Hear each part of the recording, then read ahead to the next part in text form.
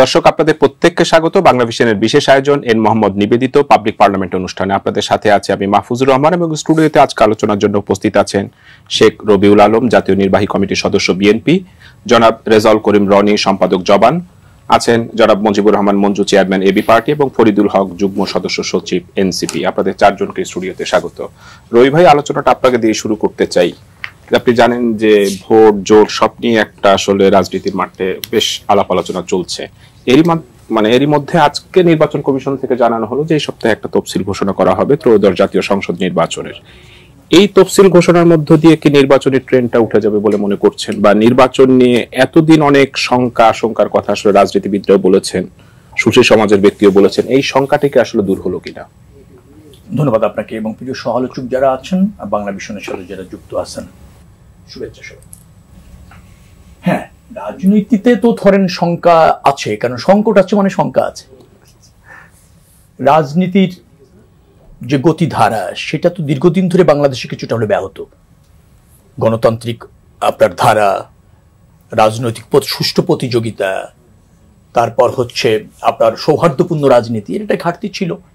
এর মধ্যে একটা গণ অভ্যুত্থান হয়েছে, ফ্যাসিবাদী শক্তির পতন হয়েছে, একটা অন্তর্বর্তীকালীন সরকার এসেছে, মানুষ ভোট দিতে আগ্রহী, কিন্তু ভোট আপনার একটা ট্রান্সপারেন্ট প্রক্রিয়ায় হবে সেখানেও কিছু ঘাটতি ছিল, আছে। তার মধ্যে সংস্কার প্রয়োজন আছে, পরিবর্তন প্রয়োজন আছে, আস্থার যে সংকট আছে সেটা উত্তরণের প্রয়োজন আছে, এবং সেই প্রক্রিয়াগুলি চলেছে, যার ফলে মানুষ কখনো কখনো দ্বিধাগ্রস্ত হয়েছে যে আসলে কি নির্বাচন হচ্ছে, বা অন্তর্বর্তীকালীন সরকারের অন্য কোনো বেশি দিন ক্ষমতায় থাকার কোনো অভিপ্রায় আছে কিনা। যে কোনো একটা রাজনৈতিক বক্তব্য অথবা সরকারের বক্তব্য আসলে মানুষ তার মতো করে ব্যাখ্যা করার চেষ্টা করেছে, বিধায় একটা ধরেন ছিল, উত্তেজনাও বলতে পারেন অথবা ধরেন শঙ্কাও বলতে পারেন। কিন্তু নির্বাচন কমিশন এবং অন্তর্বর্তীকালীন সরকার নির্বাচন নিয়ে তাদের যে অভিপ্রায় ব্যক্ত করেছে বা নির্দেশনা ব্যক্ত করেছে, সেটা আমার কাছে মনে হয়েছে যে ধারাবাহিকভাবে সমাপ্ত হতে চলেছে। এই সপ্তাহের মধ্যে যদি আপনার এক সপ্তাহের মধ্যে তফসিল হয়ে গেলে আমরা নির্বাচনের মূল প্রক্রিয়ার মধ্যে ঢুকে গেলাম। ইতিমধ্যে রাজনৈতিক দলগুলি প্রার্থী বাছাই, গণসংযোগ, জনমত গঠন এই প্রক্রিয়ার মধ্যে আছে। আবার একটা গোষ্ঠীও আছে যাতে নির্বাচনটা না হয় সেই প্রক্রিয়াকে ব্যাহত করার জন্য পতিত স্বৈর শাসক অথবা ফ্যাসিবাদী গোষ্ঠী যারা ছিল তাদের একটা আঞ্চলিক, আন্তর্জাতিক এবং ডোমেস্টিক যে সমস্ত সুবিধাভোগী আছে তারাও তো একটা তৎপরতা ছিল যে নির্বাচনটা বিলম্ব হোক, অথবা তারা ছাড়া নির্বাচন যাতে না হয়, অথবা নির্বাচনটা প্রশ্নবিদ্ধ করা যায় কিনা, এক রাজনৈতিক দলের মধ্যে অনৈক্য তৈরি করা যায় কিনা, নির্বাচন কমিশন এবং অন্তর্বর্তীকালীন সরকারকে ব্যর্থ করতে পারলে তাদের যে অপরিহার্যতা সেটা প্রতিষ্ঠিত হয়। এই ধরনের একটা প্রক্রিয়া বিদ্যমান ছিল। আমরা তফসিলের দিকে যাচ্ছি, এবং যেমন মুজিবুর ভাইরা তো জোটই গঠন করে ফেলেছে, অত্যন্ত ইতিবাচক, কারণ জোটের রাজনীতি বাংলাদেশে পরীক্ষিত, প্রতিষ্ঠিত, এবং এটা বহুদলীয় গণতন্ত্রের সৌন্দর্য। কারণ আমাদের ধরেন প্রায় অর্ধ শতাধিকের উপরে আপনার নিবন্ধিত রাজনৈতিক দল রয়েছে, 150-র মতো অনিবন্ধিত রাজনৈতিক দল রয়েছে। এখন ভোটের সময় দেখবেন যে রাজনৈতিক দলগুলি উন্নত গণতন্ত্র যেখানে আছে অথবা প্রতিযোগিতাপূর্ণ গণতন্ত্র যেখানে আছে 2-3 ভাগে ভাগ হয়, এর বেশি ভাগ হয় না। হয় দ্বিধারার প্রতিযোগিতা অথবা ত্রিধারার প্রতিযোগিতা, এর বেশি কিন্তু গণতন্ত্রের বিশ্বে নাই। কিন্তু আমাদের যতগুলি রাজনৈতিক দল সব ধারার প্রতিযোগিতা আসলে সম্ভব নয়, যার ফলে জোটবদ্ধ হয়ে আমরা 2 ধারা 3 ধারার মধ্যেই সীমাবদ্ধ থাকতে চাচ্ছি। ইতিমধ্যে একটা বড় জোট গঠন হয়েছে যারা বাংলাদেশকে পরিবর্তন করতে চায়, নতুন ডাইমেনশন নিয়ে রাজনীতিতে আসছে। এর আগে মনে হয় খুব বেশি নির্বাচন করার অভিজ্ঞতা বা সুযোগ হয়নি, জনগণ তাদের বেছে নেওয়ার সুযোগ পায়নি, এবার হয়তো সেই সুযোগ আসবে। যার ফলে আমার কাছে মনে হচ্ছে যে এই জোট গঠনটাও একটা ইতিবাচক দিক, যে আমরা ভোটের রাজনীতিতে চলে যাচ্ছি। কারণ জোট গঠন করে অধিকতর আসন উইন করা যায় কিনা, অথবা অধিকতর ভোট একটা জায়গায় আনা যায় কিনা, সেই জন্য তো জোট। সবকিছু মিলিয়ে নির্বাচন হতে চলেছে, হতে যাচ্ছে। মানুষ তার পছন্দের জনপ্রতিনিধি নির্বাচিত করতে যাচ্ছে, আর পাশাপাশি হচ্ছে তার পছন্দের রাজনৈতিক দল অথবা জোটকে ক্ষমতায় দিতে চাচ্ছে। তো সেই জায়গায় আমি মনে করছি যে শঙ্কা থাকার কোনো কারণ নাই। জনগণ ভোট দিতে চায়, রাজনৈতিক দলগুলি যদি সহযোগিতা করে নির্বাচন কমিশন সফল হবে। অন্তর্বর্তীকালীন সরকার একটি দৃষ্টান্ত স্থাপনকারী নির্বাচন, যেটা গণমানুষের চাহিদা, সেটা অনুষ্ঠিত করতে সফল হবে বলে আমার বিশ্বাস। আপনি ভোটের ব্যাপারে আশাবাদী। মঞ্জু ভাই, আপনার কাছে একটু জানতে চাই যে আজকে তফসিল নিয়ে বেশ কয়েকটি সিদ্ধান্ত হয়েছে, তার ভিতরে একটা সিদ্ধান্ত হয়েছে যে বেসরকারি ব্যাংকের কর্মকর্তাদের ভোটের সাথে সম্পৃক্ত করা হবে না। কয়েকদিন আগে আমরা জামাতের এক নেতাকে দেখলাম একটা ব্যাংকের কিছু কর্মকর্তাদের সাথে বৈঠকের একটা ভিডিও ভাইরাল হলো, এই কারণেই কি আসলে এই সিদ্ধান্তটা নেওয়া হলো? হ্যাঁ, আমার কাছে মনে হচ্ছে সেটাই। কারণ কিছুদিন আগেই আমরা দেখেছি যে মানে অমুক ব্যাংকের কাউকে দেয়া যাবে না, আপনার এজেন্ট বা ইলেকশন কাজে নেওয়া যাবে না, এই ধরনের কথা এসেছে। আমাদের দেখেন, আমাদের ব্যাংকগুলো তো কখনো কখনো দেখা গেল যে দলীয় বা ব্যক্তি কেন্দ্রিক করে করে অনুমোদন দেওয়া হয়েছে। খুঁজলে আপনি দেখবেন কোনো না কোনো ব্যাংকের মালিক কোনো না কোনো রাজনৈতিক দলের সাথে সম্পৃক্ত। আমি যতটুকু জানি, স্পেসিফিক্যালি ইসলামী ব্যাংক বা এই ধরনের প্রতিষ্ঠানগুলোর ব্যাপারে বিএনপির একটা আপত্তি বিএনপি জানিয়েছে। তো এটা খুব ইন্টারেস্টিং। আমি আগেও বলেছি, যেমন এর আগে যখন ফ্যাসিবাদী সময়ে নির্বাচন হয়েছে তখন আমরা দেখতাম যে বিএনপি বরং ইসলামী ব্যাংকের কর্মকর্তাদের ইনভলভমেন্টটাকে অ্যাপ্রিসিয়েট করেছে। কেন করেছে? কারণ তখন গ্রসলি শত্রুতাটা দুই ভাগে ভাগ ছিল, আওয়ামী লীগ ভার্সেস বিএনপি জামাত একটা অ্যালাইনমেন্টের মধ্যে ছিল। এখন যখন নিজেদের মধ্যে কম্পিটিশন, তখন কিন্তু আরো সূক্ষ্মভাবে, যেমন আমরা সব জায়গায় দেখেছি, আইনজীবী সমিতি বলেন, সাংবাদিক সমিতি বলেন, বিএমএ বলেন বা ইঞ্জিনিয়ার্স অ্যাসোসিয়েশন বলেন, সব জায়গায় আমরা দেখেছি আওয়ামী লীগের বিরোধিতায় বিএনপি জামাতের একটা জোটবদ্ধতা ছিল, তাদের মধ্যে একটা ঐক্যবদ্ধতা ছিল। যখনই আওয়ামী লীগ মানে এখন আপাত দৃষ্টিতে দুর্বল হয়ে গেছে বা নাই বা পালিয়ে গেছে, যেটাই আমরা বলি, এখন দেখা যাচ্ছে যে ওই তাদের মধ্যে যে বন্ধনটা ছিল প্রত্যেকটা ক্ষেত্রে এই প্রতিযোগিতাটা হচ্ছে। আমি সম্ভবত রিপোর্টার্স ইউনিটি তো এর কিছুটা প্রভাব দেখেছি। তবে রিপোর্টার্স ইউনিটিটা মোটামুটি ধরা যায় যে যতগুলো সংগঠন আছে এর ভিতর রাজনীতির প্রভাবটা খুব বেশি নেই। আচ্ছা, ঠিক আছে, ধরে নিলাম যে কম। তো এই জায়গাটা আমরা দেখতে পাচ্ছি।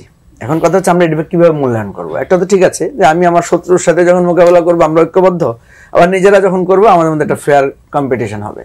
তো ফেয়ার কম্পিটিশনের জায়গায় আমরা দেখতে পাচ্ছি যে বিএনপি জামাতের মধ্যে কিছুটা উত্তেজনা, এবং এই উত্তেজনারই একটা ফল হচ্ছে যে প্রাইভেট ব্যাংকগুলোর ব্যাপারে তারা হয়তো করবে না।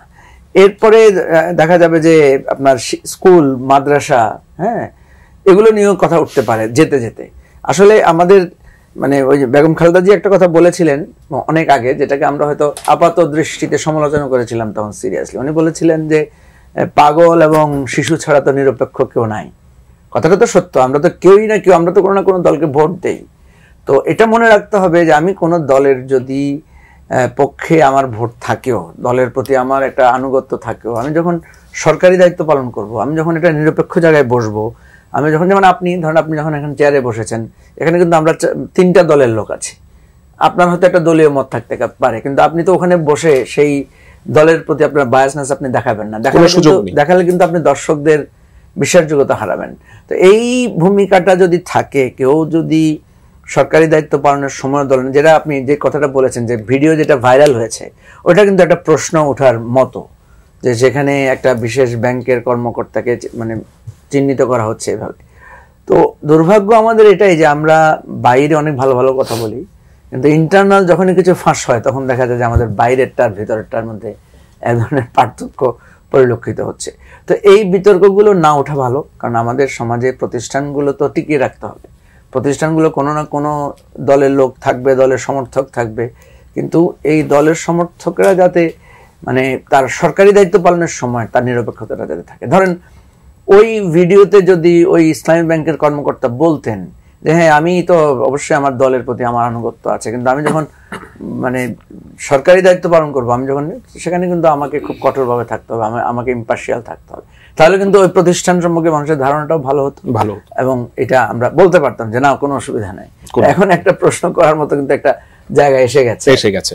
রেজাউল করিম রনি, আজকে যে কমিশন বৈঠকে সিদ্ধান্ত হলো যে ভোটের আগের দিন রাতে ব্যালট পেপার কেন্দ্রে পৌঁছানো হবে, তার মানে ধরে নেওয়া যায় যে এইবারে অ্যাটলিস্ট রাতে ভোটটা হচ্ছে না। তবে ভোট আসলে কেমন হবে এটা নিয়ে কিন্তু একটা প্রশ্ন আসলে রয়েছে, বিশেষ করে আইন শৃঙ্খলা বাহিনীর ভূমিকা কি হবে, নির্বাচন কমিশনের সক্ষমতা কেমন, বা প্রশাসনের ভূমিকা নিয়ে তো রাজনৈতিক দলগুলো এরই মধ্যে একে অপরকে ব্লেম করছে। সব মিলে একটা ভালো নির্বাচনের পরিবেশ এই কমিশন তৈরি করতে পারবে কিনা? জি, ধন্যবাদ। যে যেখান থেকে আমাদের দেখছেন শুনছেন সবাইকে আমার সালাম এবং কৃতজ্ঞতা। দেখেন, আপনার প্রশ্নের উত্তরে যাওয়ার আগে আমি একটু রেসপন্স করি। আমাদের যেটা হলো যে মঞ্জু ভাই খুব গুরুত্বপূর্ণ একটা আলাপ তুলছে কিন্তু এখানে, যে নিরপেক্ষতা। হ্যাঁ, আমাদের নিরপেক্ষ লোকের দরকার নেই, আমাদের দরকার হলো প্রফেশনাল লোকের। ধরেন এখন তো ধরেন প্রচুর নিরপেক্ষ জামাত দেখা যাচ্ছে, প্রচুর নিরপেক্ষ বিএনপি দেখা যাচ্ছে, প্রচুর নিরপেক্ষ এনসিপি দেখা যাচ্ছে। এটা দরকার নেই। তখন করে কি, সে নিরপেক্ষতার লেবাসটা ধরে তার দলকে সার্ভ করার জন্য রাষ্ট্রীয় যে আপনার হক, জনগণের যে হক, সেটাকে মেনোভারিং করে একটা দলের প্রাধান্য বিস্তার। কিন্তু পেশাদারিত্বেরও একটা অংশ তো নিরপেক্ষতা, সেটাই বলতেছি। তাহলে আমাদের, আমি ধরেন আমি ছাত্র দল, আমি শিবির, আমি এনসিপি সমর্থিত, কোনো সমস্যা নেই। আমি প্রফেশনাল কিনা, আমি রাষ্ট্র যখন দায়িত্ব পালন করি তখন আমি রাষ্ট্রপক্ষ হই কিনা। মাহফুজ তো সেটাই বলছে, প্রফেশনাল মানে তো নিরপেক্ষ। হ্যাঁ, সেইটা আমাদের দেখা জরুরি। কিন্তু আমরা দেখি কি, যে ও আমার দলের না হলেও নিরপেক্ষ না। আপনি দেখেন সোশ্যাল মিডিয়াতে যে এখন আমাদেরকে চরমভাবে গালিগালাজ করা হয় যে মেধাবী দলটির পক্ষ থেকে। কেন? আমরা সেই মেধাবী দলের পক্ষে বলতে পারছি না, এই কারণে আমরা নিরপেক্ষ হতে পারছি না। এই যে দুঃখ আমাদের, এখান থেকে মুক্তি পাইতে হবে। হ্যাঁ, না হলে আপনি অমেধাবী দলের পক্ষ নিলে তো আপনাকে, হ্যাঁ সেটাই তো আপনার, এই জন্য আপনার নির্বাচন যে সুষ্ঠু হবে, সুন্দর হবে, এই ব্যাপারে আমার কোনো আশা নেই, আমি মোটেও আশাবাদী না। কিন্তু তারপর আমাদের এটা করতে হবে। সেটা কে করবে? সেটা করবে রাজনৈতিক দলগুলো। কারণ হলো গণ অভ্যুত্থানের পরে এরকম একটা ক্যাওয়াটিক কন্ডিশন থাকে পৃথিবীর সব দেশে। এই সরকারের সক্ষমতা কি, এটা মোটামুটি পরিষ্কার হয়ে গেছে। হ্যাঁ, এই সরকারের কাছ থেকে খুব আপনার প্রচন্ড আশাবাদী লোকও খুব বেশি কিছু আশা করে, সেটা আমার মনে হয় নাই। মাঠে ঘাটে আপনার অন্তত মানুষের, আপনার ধরেন জনগণের সাথে কথা বলে, সাধারণ মানুষের সাথে কথা বললে, ফলে আশাটা শেষ পর্যন্ত করতে হবে কাদের? নির্বাচনটা তাহলে তো লাগবে। তাহলে নির্বাচনটা কি? আমরা বহুবার বলছি, আবারও বলি, এই যে এত সংস্কার টংস্কার নিয়ে আলাপ হচ্ছে না, একটা ভোটাধিকার নিশ্চিত করামূলক নির্বাচনই সবচেয়ে বড় সংস্কার হবে। এই সরকারের সমস্ত ব্যর্থতা ঘুচে যাবে শুধু যদি মাত্র ভোটাধিকার নিশ্চিত করামূলক নির্বাচন। নির্বাচন কিন্তু হাসিনাও দিছে, হাসিনা কিন্তু একটা নির্বাচনও মিস করে নাই। হ্যাঁ, উৎসব মুখর পরিবেশে বাংলাদেশে নির্বাচন হয়েছে, শুধু ভোটাধিকার নিশ্চিত হয়নি। ফলে নির্বাচন আমাদের ইস্যু না, আমাদের ইস্যু হলো ভোটাধিকার নিশ্চিত করা। এইবার ভোটাধিকার নিশ্চিত করার ক্ষেত্রে আপনাকে যেই কাজটা পালন করতে হবে, মানে 5 তারিখের পরে এরকম একটা ক্যাওয়াটিক কন্ডিশনে রাজনৈতিক দলগুলোর মধ্যে একটা প্রতিযোগিতা থাকবে, তাদের প্রতিদ্বন্দ্বিতা থাকবে, কিন্তু তাদের এইবারের নির্বাচনে বাংলাদেশকে জিতানোর একটা অঙ্গীকার তাদের লাগবে। সেই অঙ্গীকারের নমুনার ক্ষেত্রে এখন আমরা দেখতে পাচ্ছি যে যে যার ব্লকে জোট টোট করে আলাদা হয়ে যাচ্ছে, মানে এটা গোছানো হচ্ছে। ফলে এই এত জোট এখন এত যে মানে ধরেন দেখা যাচ্ছে, এই জোটটা আবার নাকি জটে পরিণত যাতে না হয়, সেটা একটা দেখার বিষয়। জোটটা থাকুক জোটের মতো করে, তারপরে একটা কমন ন্যাশনাল গ্রাউন্ডে তাদের আসতে হবে যে ওকে, হয়তো আমি জোট করেও সুবিধা করতে পারলাম না, অসুবিধা নেই, কিন্তু আমি ভোটাধিকার নিশ্চিত করার ক্ষেত্রে একটা সাপোর্টিং ভূমিকা পালন করব। সেইটা যদি আপনি পালন করেন তাহলে আপনার রাজনীতি বিকাশের একটা সুযোগ পাবেন। তা না করে আপনি যদি এখনই আপনার ক্ষমতার ক্যালকুলেশন করেন, আপনি সংগঠন ধরেন আপনার বিকশিত না, বিস্তৃত না, কিন্তু এখনই আপনি ক্ষমতার হিসাবটা পরিষ্কার রেখে তারপরে নির্বাচনের দিকে মুভ করতে যান, আপনার জন্য ভালো রেজাল্ট অপেক্ষা করছে না। ফলে এখন এটা নির্বাচনটা, এটা জামাতকে জেতানোর জন্য আপনারা যদি আয়োজন করে থাকেন চলে বলে কৌশলে, প্ল্যান ডি এর অংশ হিসাবে, তাহলে এটা ডেঞ্জারাস হবে। বা বিএনপিকে জেতানোর জন্য যদি আপনি আয়োজন করে থাকেন, এটাও ডেঞ্জারাস হবে। ফলে আপনাকে যেটা করতে হবে, ভোটাধিকার নিশ্চিত করা, বাংলাদেশকে জিতানো, জনগণ যাতে ভোট দিয়ে যারে খুশি জিতান, অসুবিধা নেই। হ্যাঁ, ভোটাধিকার নিশ্চিত করার ক্ষেত্রে ভ্যানগার্ডের ভূমিকা পালন করতে হবে রাজনৈতিক দলগুলোকে। এইটা যদি আপনি না করতে পারেন, তাহলে এই যে সমস্ত সুন্দর ঐতিহাসিক নির্বাচনের গান আপনি শোনেন, এগুলো সবগুলো আপনার চরম দুঃখে পরিণত হবে। ফরিদুল হক, আপনার কাছে একটু জানতে চাই, সেটা হলো আপনারা তো এর আগে বলছিলেন যে সব দলের প্রস্তুতি শেষ হলে আসলে তফসিল ঘোষণা, এই সপ্তাহে হয়তো তফসিলটা ঘোষণা হবে। সব দলের প্রস্তুতি হলো কিনা সেটা একটা প্রশ্ন। আপনাদের প্রস্তুতিটা কি আসলে শেষ হলো? না, আমাদের প্রস্তুতি তো শেষ করতে গেলে অনেক সময় দরকার।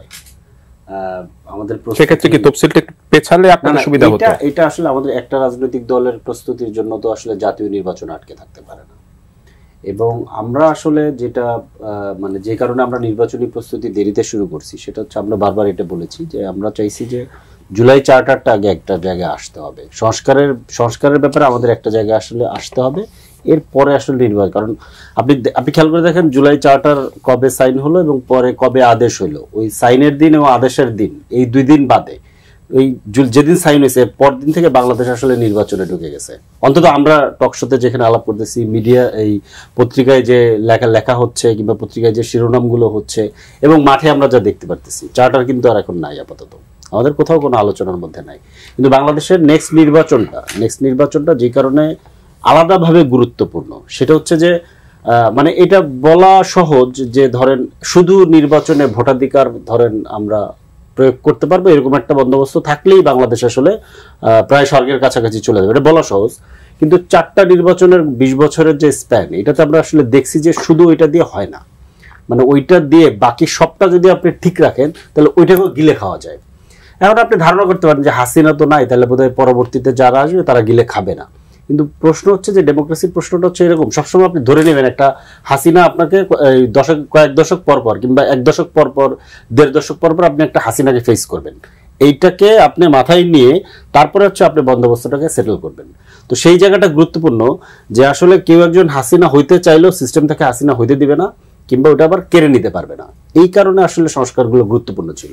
তো নেক্সট নির্বাচনটা আসলে প্রধানত গুরুত্বপূর্ণ হচ্ছে যে রনি ভাই এটা ভালোভাবে বলছে যে সবাই একটা ক্ষমতায় যাওয়ার একটা ভাগাভাগি একটা মেকানিজম এটা সেটা করতেছে, সংস্কার কিন্তু মাঝখান থেকে নাই হয়ে যাইতেছে। তো সংস্কারটা আসলে আমরা ঠিক মতো বাস্তবায়ন করতে পারবো কিনা এইটা আসলে আমাদের জন্য খুব চ্যালেঞ্জিং। কেন সংস্কারের ব্যাপারে তো অধিকাংশ দলই একমত হয়েছে, জুলাই চার্টারে সিগনেচার করেছে, গণভোট হবে, সেটা বাস্তবায়িত হবে, সেটা নিয়ে কি এখনো প্রশ্ন রয়েছে? না, এখনো ধরেন এখনো হয় নাই, মানে ব্যাপারটা হচ্ছে যে আমরা সবাই বলছি আমরা করব কিন্তু জিনিসটা এখনো হয় নাই। আবার ধরেন যে একটা হচ্ছে যে সাংবিধানিক সংস্কারগুলো, এর বাইরের যে সংস্কারগুলো, এইটা এই সরকার যে সংস্কারগুলো করে গেল অধ্যাদেশের মাধ্যমে কিংবা অন্যান্য যেভাবে, এগুলোকে আবার চাইলে কোনো একটা সময় এটা সরিয়েও ফেলা সম্ভব। বাংলাদেশে এটা হয়েছে বারবার, যে ধরেন 91-এর ধরেন গণ আন্দোলনের পরে 29টা কমিশন হয়েছিল, 29টা কমিশনের সুপারিশ দেওয়া হয়েছিল, এরপরে কিন্তু এগুলো কিন্তু বেশিরভাগই বাস্তবায়ন হয়নি। এইটা তো আমরা অভিজ্ঞতা দেখেছি আমরা। হ্যাঁ, আমরা বলতে পারি যে এইবারের আমাদের সিচুয়েশন ভিন্ন, ভিন্ন, কিন্তু এটা বাংলাদেশে যেটা হয় যে আমাদের যেহেতু গোল্ডফিশ মেমোরি, আমরা দ্রুত ভুলে যাই 1 বছর আগে ধরেন কি হয়েছিল, কি উত্তেজনা এবং কি আকাঙ্ক্ষা আমাদের মধ্যে ছিল। এখন আপনি দেখেন বিশেষত যেই তরুণরা ধরেন রাস্তায় গুলির সামনে দাঁড়িয়েছিল তাদের মধ্যে আসলে সেই আকাঙ্ক্ষা আছে কিনা, এই আকাঙ্ক্ষাগুলোকে খুব সুকৌশলে এখানকার এস্টাবলিশমেন্ট ধরেন এগুলোকে নিভিয়ে দেয়, খুব সুকৌশলে এটাকে নিভিয়ে দেয়। একজনের সাথে আরেকজনকে দ্বন্দ্ব তৈরি করে দিয়ে, একটা গ্রুপকে ধরেন কিছু সুবিধা দিয়ে তাদেরকে অন্য গ্রুপের বিরুদ্ধে ধরেন তাদেরকে ঘৃণিত করে, এরকম বিভিন্ন কৌশল আছে। তারপর হচ্ছে যে ধরেন মনে করেন যে একটা আপাত দৃষ্টিতে একটা ছোট অপরাধকে অনেক বড় করে সামনে এনে এরকম বহু কৌশলে ধরেন এগুলোকে আকাঙ্ক্ষাগুলোকে দমিয়ে দেওয়া হয়। নাহলে যেটা হয় কি, এই যে এস্টাবলিশমেন্ট, এই যে সেটেলমেন্ট, এটা তো টিকে থাকবে না। এখন এই জায়গাতে ধরেন আগামী নির্বাচনের প্রধান গুরুত্বের জায়গাটা আমরা যে জায়গা থেকে দেখি, প্রধান গুরুত্বের জায়গাটা হচ্ছে যে আমরা যে সংস্কার প্রক্রিয়ার মধ্যে ঢুকেছি, যেটা চলমান, এটা বিভিন্ন ফেজে বিভিন্ন রকম আছে, সেইটা আসলে আমরা নিশ্চিত করতে পারছি কিনা। নেক্সট পার্লামেন্টে এবং সংবিধান সংস্কার পরিষদ যে পার্লামেন্টকে ঘোষণা করা হবে, সেইটা আসলে এটা নিশ্চিত হচ্ছে কিনা, এটা হচ্ছে একটা গুরুত্বপূর্ণ। এবং এর পরের ফেজে আমাদেরকে কিন্তু নতুন আর একটা সংস্কারের লড়াইতে ঢুকতে হবে। যে দেখেন আমরা কিন্তু এখনকার মানে যে বাংলাদেশের প্রধান যে দুইটা জায়গায়, একটা জায়গা হচ্ছে যে এটা সবাই বলতেছে যে পাওয়ার ট্রান্সফারের সংস্কার হচ্ছে গিয়ে সিমটম, কিন্তু এইটার যে ধরেন রোগটা, এই রোগটা হচ্ছে সুশাসন, গণতান্ত্রিক কাঠামো না থাকা, এটা হচ্ছে একটা। এবং এটার আরেকটা সিমটম হচ্ছে এই যে ব্যাংক দখল করে ফেলা। আপনার যে মঞ্জু ভাই বললো যে ধরেন এই ব্যাংক দল কিংবা ব্যক্তির কাছে দিয়ে দেওয়া, এই যে জায়গাটা হচ্ছে যে এর পরের ফেজে আপনাকে আসলে এই ফাইটে ঢুকতে হবে, যে এই যে অর্থনৈতিক কাঠামোর যে সংস্কার কিংবা অর্থনৈতিক বন্দোবস্তের যে সংস্কার, রেন্ট সিকিং যে ইকোনমি, আপনার ধরেন এই যে এই কি বলে এই ক্লায়েন্ট পেট্রন যে ইকোনমি, এই যে ব্যবস্থা, ধরেন আজকেও ধরেন মঞ্জু ভাইদের দলের সাধারণ সম্পাদক আমার বন্ধু মানুষ ফুয়াদ ভাই, উনি চাঁদাবাজির বিরুদ্ধে বক্তৃতা দিতে গিয়ে উনি মুখে পড়েছেন, হেনস্থার শিকার হয়েছেন। এটা হয়েছে, এটাকে আমি মব বলতে রাজি না। মব বললে যেটা হয় যে ওই ক্যাটাগরিটাকে জেনারেলাইজ করে ফেলা হয়। এটা আসলে একটা ধরেন কি বলে যে মাফিয়া পলিটিক্স, এবং এই মাফিয়া পলিটিক্স ক্রমেই আসলে ফ্যাসিবাদের দিকে ধাবিত হয়। সো এইটা আমাদেরকে খুব সচেতন ভাবে ধরেন চিহ্নিত করতে পারতে হবে এবং প্রতিনিয়ত এটার বিরুদ্ধে ধরেন আমাদের কথা বলতে থাকতে হবে। মঞ্জু ভাই, এবার আপনাকে দিয়ে আলোচনাটা শুরু করতে চাই। আজকে আপনারা একটা জোটের ঘোষণা দিলেন এবং সেখানে আপনার দল, এনসিপি এবং রাষ্ট্র সংস্কার আন্দোলন মিলে এই জোটটা হবে, এবং এই জোটের নাম আপনারা দিয়েছেন গণতান্ত্রিক সংস্কার জোট। এটি কি আসলে নির্বাচনী জোট, বা নির্বাচনী জোট হলে এই জোটটা কি নির্বাচনে খুব বেশি প্রভাব ফেলতে পারবে? আমরা কিন্তু বলেছি এটা প্রধানত এটা রাজনৈতিক জোট, আর রাজনৈতিক জোট যেহেতু সামনে নির্বাচন আছে, সুতরাং নির্বাচনকেও আমরা এটাকে একটা উপলক্ষ হিসেবে নিতে চাই। কারণ আমাদের যে গণ অভ্যুত্থানটা হয়েছে, এই গণ অভ্যুত্থানটা কিন্তু একটা নতুন রাজনৈতিক উদ্ভাবন বা আপনি উদ্বোধন বলতে পারেন। দেখেন, আমাদের যদি 1971 সালের মহান মুক্তিযুদ্ধকেও আমরা দেখি, গতানুগতিক রাজনীতি যেটা হয়, যেমন ধরেন কাউকে নির্বাচন করতে দিবেন না, নির্বাচিত হলে ক্ষমতা দিবেন না, বৈষম্য, যেটা 70-এর নির্বাচনের পরেও যেটা নিয়ে হয়েছে, গণহত্যা, নির্বাচিত সরকার হাতে ক্ষমতা না দেয়া, এগুলোর ফলে কিন্তু একটা মুক্তিযুদ্ধ কিন্তু একটা মানে অসাধারণ অবিস্মরণীয় বিষয় আমাদের জাতীয় জীবনে। ঠিক আপনি 24-এর গণ অভ্যুত্থান পৃথিবীর ইতিহাসে একটা অবিস্মরণীয় গণ অভ্যুত্থান, যেটা অতীতের কোনো গণ অভ্যুত্থানের সাথে আপনি কোনো সিমিলারিটিস পাবেন না। সো আমি এটা ক্যাটাগরিক্যালি বলি সবসময় যে আমরা কিন্তু পুরানো ধাঁচের রাজনীতি দিয়ে ওই ফ্যাসিবাদকে আমরা পরাজিত করতে পারি নাই। দেখেন বিএনপি মানে অপরিসীম মানে মানে ত্যাগ কুরবানি যদি আমরা বলি, ত্যাগের মহিমায় উজ্জ্বল হয়ে কিন্তু নির্বাচন আদায় করার চেষ্টা করেছে, সরকার পতনের চেষ্টা করেছে। জামাত বিএনপি সিমেন্টেড হয়ে একেবারে জান প্রাণ চেষ্টা করেছে। এর জন্য মানে হত্যা, গুম, খুন, বাড়িঘর ছাড়া আপনার এমন কোনো ত্যাগের নজির নাই যেটা করা হয় নাই। কিন্তু তিনটা নির্বাচন জোর করে এই ত্যাগের উপর দিয়ে করে ফেলেছে আওয়ামী লীগ। সুতরাং আওয়ামী লীগকে হটানো যাবে কিনা এরকম একটা প্রশ্ন তৈরি হয়েছে যে সময়, সেখানে মাত্র আপনি 20 দিন 22 দিনের একটা র্যাপিড মুভমেন্টে একটা মানে প্রতিষ্ঠিত স্বৈরাচারকে আপনি একেবারে দেশ তছনছ করে, এইটাকে আমরা বলছি নতুন রাজনীতির উদ্বোধন। কিন্তু আমাদের যেটা হয়েছে, যেমন মুক্তিযুদ্ধের পর নতুন রাজনীতির, নতুন বাংলাদেশের যেটা প্রত্যাশা ছিল, সেটা কিন্তু আবার সেই ইয়াহিয়া খানের যে বন্দোবস্ত শেখ মুজিবের হাত দিয়ে ফিরে এসেছে বাকশালের মাধ্যমে। এরশাদ পিরিয়ড বা জিয়া রহমানের মধ্য দিয়ে জিয়া রহমান যে নতুন রাজনীতির প্রত্যাশা জাগিয়েছিলেন, এরশাদ কিন্তু আবার ওই 20টা গুন্ডা 40টা মানে হুন্ডার ডান্ডা ইলেকশন দিয়ে কিন্তু আবার সে পুরানো ধাঁচে ফিরে এসেছে। 90-এর গণ অভ্যুত্থানের পরেও আমরা দেখেছি আবার পুরানো রাজনীতির উত্থান। আমরা সেজন্য চিন্তা করেছি যে নির্বাচন আসলে যেটা হয় যে যারা শক্তিশালী দল থাকে, অন্যান্য দলগুলো চিন্তা করে যে তাদের সাথে জোটবদ্ধ হয়ে একটা ইলেকট্রাল বেনিফিট নেওয়া যায় কিনা। এটা তো অন্যায় কিছু নাই, এটা ইলেকশনের বেনিফিট সবাই নিতে চেষ্টা করে। আমরা বারবার ভাবছিলাম যে আমি দেখেছি যারা বিএনপির এলাই তারা বিএনপিকে দোষারোপ করে যে বিএনপি তাদেরকে সিট দেয়, তারপরে আবার বিদ্রোহী প্রার্থী দাঁড়ায়, ইত্যাদি ইত্যাদি, এক ধরনের ব্লেম গেম হয়। মানে এটা খুব অসুন্দর লাগে যে সিট দেয়, সিট দিবে কেন, একটা দল আরেক দলকে সিট কিভাবে দেয়, ঠিক না? তা আমরা এই জন্য আমি বারবার আমরা বলার চেষ্টা করেছি যে আমরা যদি পুরানো রাজনৈতিক দলগুলোর করুণা বা তাদের সমর্থন নিয়েই আবার রাজনীতিতে যাই, তাহলে আর নতুন রাজনীতির কথা বলতে লাভ নাই। এবং মানুষ সবসময় বলবে যে আপনাদেরকে তো মানুষ ভোট দেন, আপনাদের তো ভোট নাই। সেই জন্যই যে আপনি এখন প্রশ্ন তুললেন যে আপনাদের এটার কি আসলে ইলেকট্রাল কোনো ইম্প্যাক্ট হবে। হ্যাঁ, আমরা এই জিনিসটাই বলতে চাই যে আসেন, পুরানো রাজনীতি, বিএনপি তার দীর্ঘ ইতিহাস আছে, জামাতের একটা দীর্ঘ ইতিহাস আছে, আন্দোলন সংগ্রাম ত্যাগ কোরবানি দলে থাকার। কিন্তু আমাদের কোনো ইতিহাস নাই, আমাদের একটা ইতিহাস, আমরা সংগ্রাম করেছি, লড়াই করেছি, নতুন রাজনীতির কথা বলেছি। এই ইতিহাস নিয়ে আমরা যাই না মানুষের কাছে, মানুষের কাছে দাঁড়াই না, মানুষকে বলি না। তাহলে তো মানুষকে বলতে পারবো যে আপনারা তো নতুন রাজনীতি চান না, আপনারা তো ওই চাঁদাবাজি রাজনীতিই চান, আপনারা তো সেই ধর্মভিত্তিক রাজনীতিই চান, আপনারা তো সেই ফতোয়ার রাজনীতিই চান।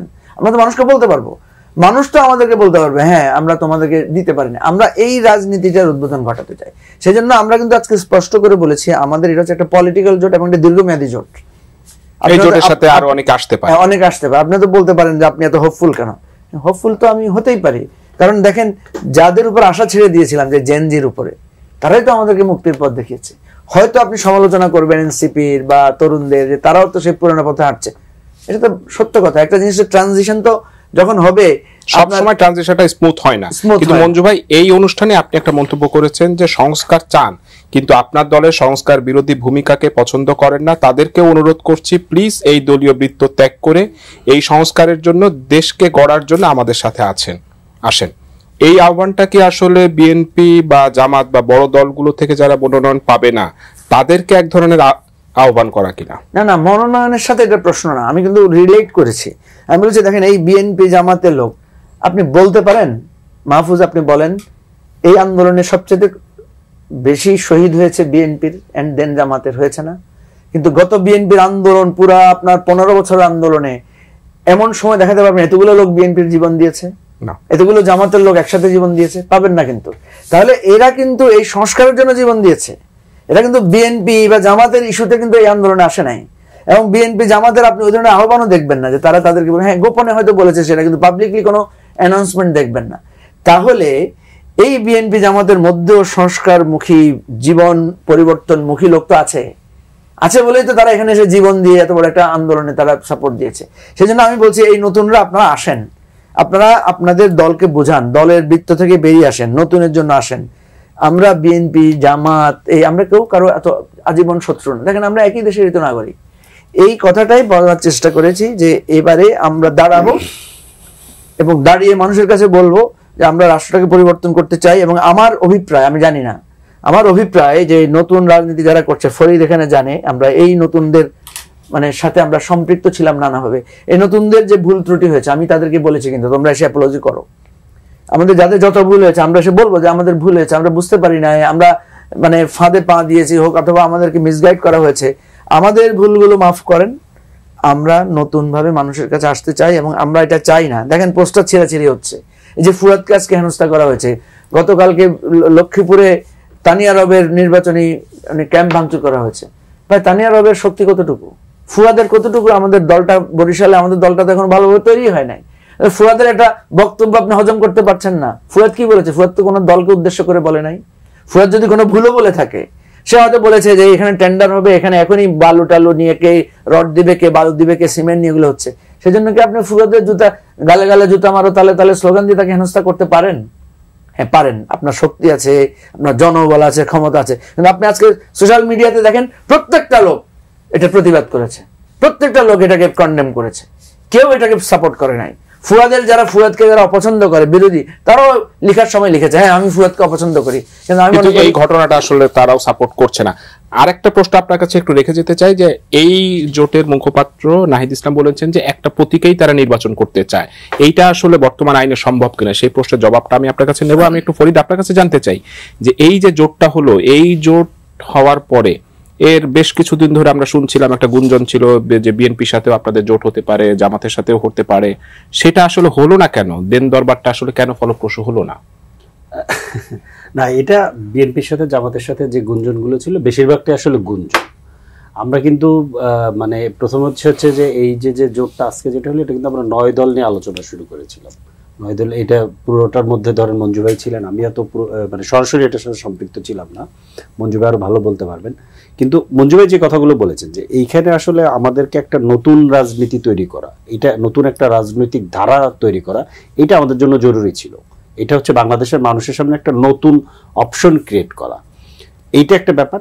দ্বিতীয় ব্যাপার হচ্ছে যে আমি একটু আগে যেটা বললাম যে ধরেন আমরা যে ট্রানজিশন পিরিয়ডের মধ্যে আছি, এখানে ধরেন সংস্কারগুলো যতটুকু নির্বাচনের আগে হওয়া, নির্বাচনটা ঠিক মতো হওয়া, পরবর্তীতে সংবিধান সংস্কার পরিষদ গঠিত হওয়া এবং ওই সংস্কারগুলো নিশ্চিত করা, আমরা জুলাই চার্টারে সাইন করে ফেলেছি সব হয়ে যাচ্ছে, ব্যাপারটা এরকম না। বাংলাদেশের বাস্তবতাটা আমরা জানি, তো এটার জন্য আপনাকে আরো ফাইট করতে হবে।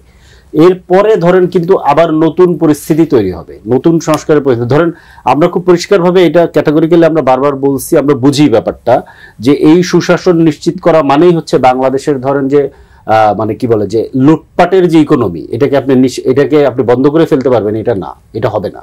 এইখানে আপনাকে রিফর্ম করতে হবে। এই জায়গাগুলো কিভাবে করবেন সেই আলাপে আমাদেরকে ঢুকতে হবে। এরপরে যেটা আমরা এই সময় ঢুকতে যদি আমরা পারতাম তাহলে আমাদের জন্য ভালো হতো। এই যে চাঁদাবাজির অভিযোগ কেন বারবার আসতেছে, কেন চাঁদাবাজি নিয়ে আমরা যখন ঐক্যমত কমিশনে যখন আমরা আলাপ করলাম, এই আলাপে ধরেন আমরা 84টা প্রস্তাবে একমত হয়েছি, 166টা প্রস্তাব নিয়ে আলাপ শুরু করছিলাম, তো 167 নম্বর প্রস্তাবে চাঁদাবাজি কেন থাকতে পারলো না? 168 নম্বর এজেন্ডা হিসেবে কেন আপনার ধরেন এটা থাকতে পারলো না যে ব্যাংক কিভাবে রাজনৈতিক দলগুলো দখল করে ফেলে কিংবা রাজনৈতিক ব্যক্তিরা দখল করে ফেলে প্রধানমন্ত্রীর অনুগ্রহ অনুকম্পা নিয়ে, এইটা আমাদের এজেন্ডার মধ্যে কিভাবে শেয়ার বাজার ধ্বংস করা হয়, এগুলো তো আমরা জানি, আমাদের বিশেষজ্ঞরা জানে যারা এগুলোর মধ্যে, এগুলো আমাদের কিন্তু এজেন্ডার মধ্যে আমরা আসলে আনতে পারিনি। কিন্তু ওই যে রেন্ট সিকিং ইকোনমিটা, ওই ইকোনমিটা কিন্তু রয়ে গেছে। পলিটিক্যাল পাওয়ার যদি আপনার কাছে থাকে আপনি চাঁদা নিতে পারবেন, পলিটিক্যাল পাওয়ার থাকলে আপনি দুর্নীতি করতে পারবেন, বদলি বাণিজ্য করতে পারবেন, আপনি টেন্ডারবাজি করতে পারবেন। আরো বড় যাদের পাওয়ার আছে তারা এখানে ব্যাংক দখল করবে, ঋণ খেলাপি হবে। আপনি ধরেন একজন ছোট ব্যবসায়ী 2 কোটি টাকা ঋণ চাইতে গেলে ব্যাংক দিবে না, কিন্তু যার কিছুই নেই তাকে দেখা যাবে যে 2000 কোটি টাকা ঋণ দিয়ে দিচ্ছে। এবং ব্যাংকের মালিকরা কি করে, 600 কোটি টাকা দিয়ে ব্যাংক নেয়, নিয়ে অন্য ব্যাংক থেকে দেখা যাইতেছে 5,000 কোটি টাকা ঋণ নেয়। তো এইদিকে হচ্ছে ওর 600 কোটি টাকা আছে, ওইদিকে 5,000 নেয়, ও কিন্তু 4,500 কোটি টাকা লাভে থাকে।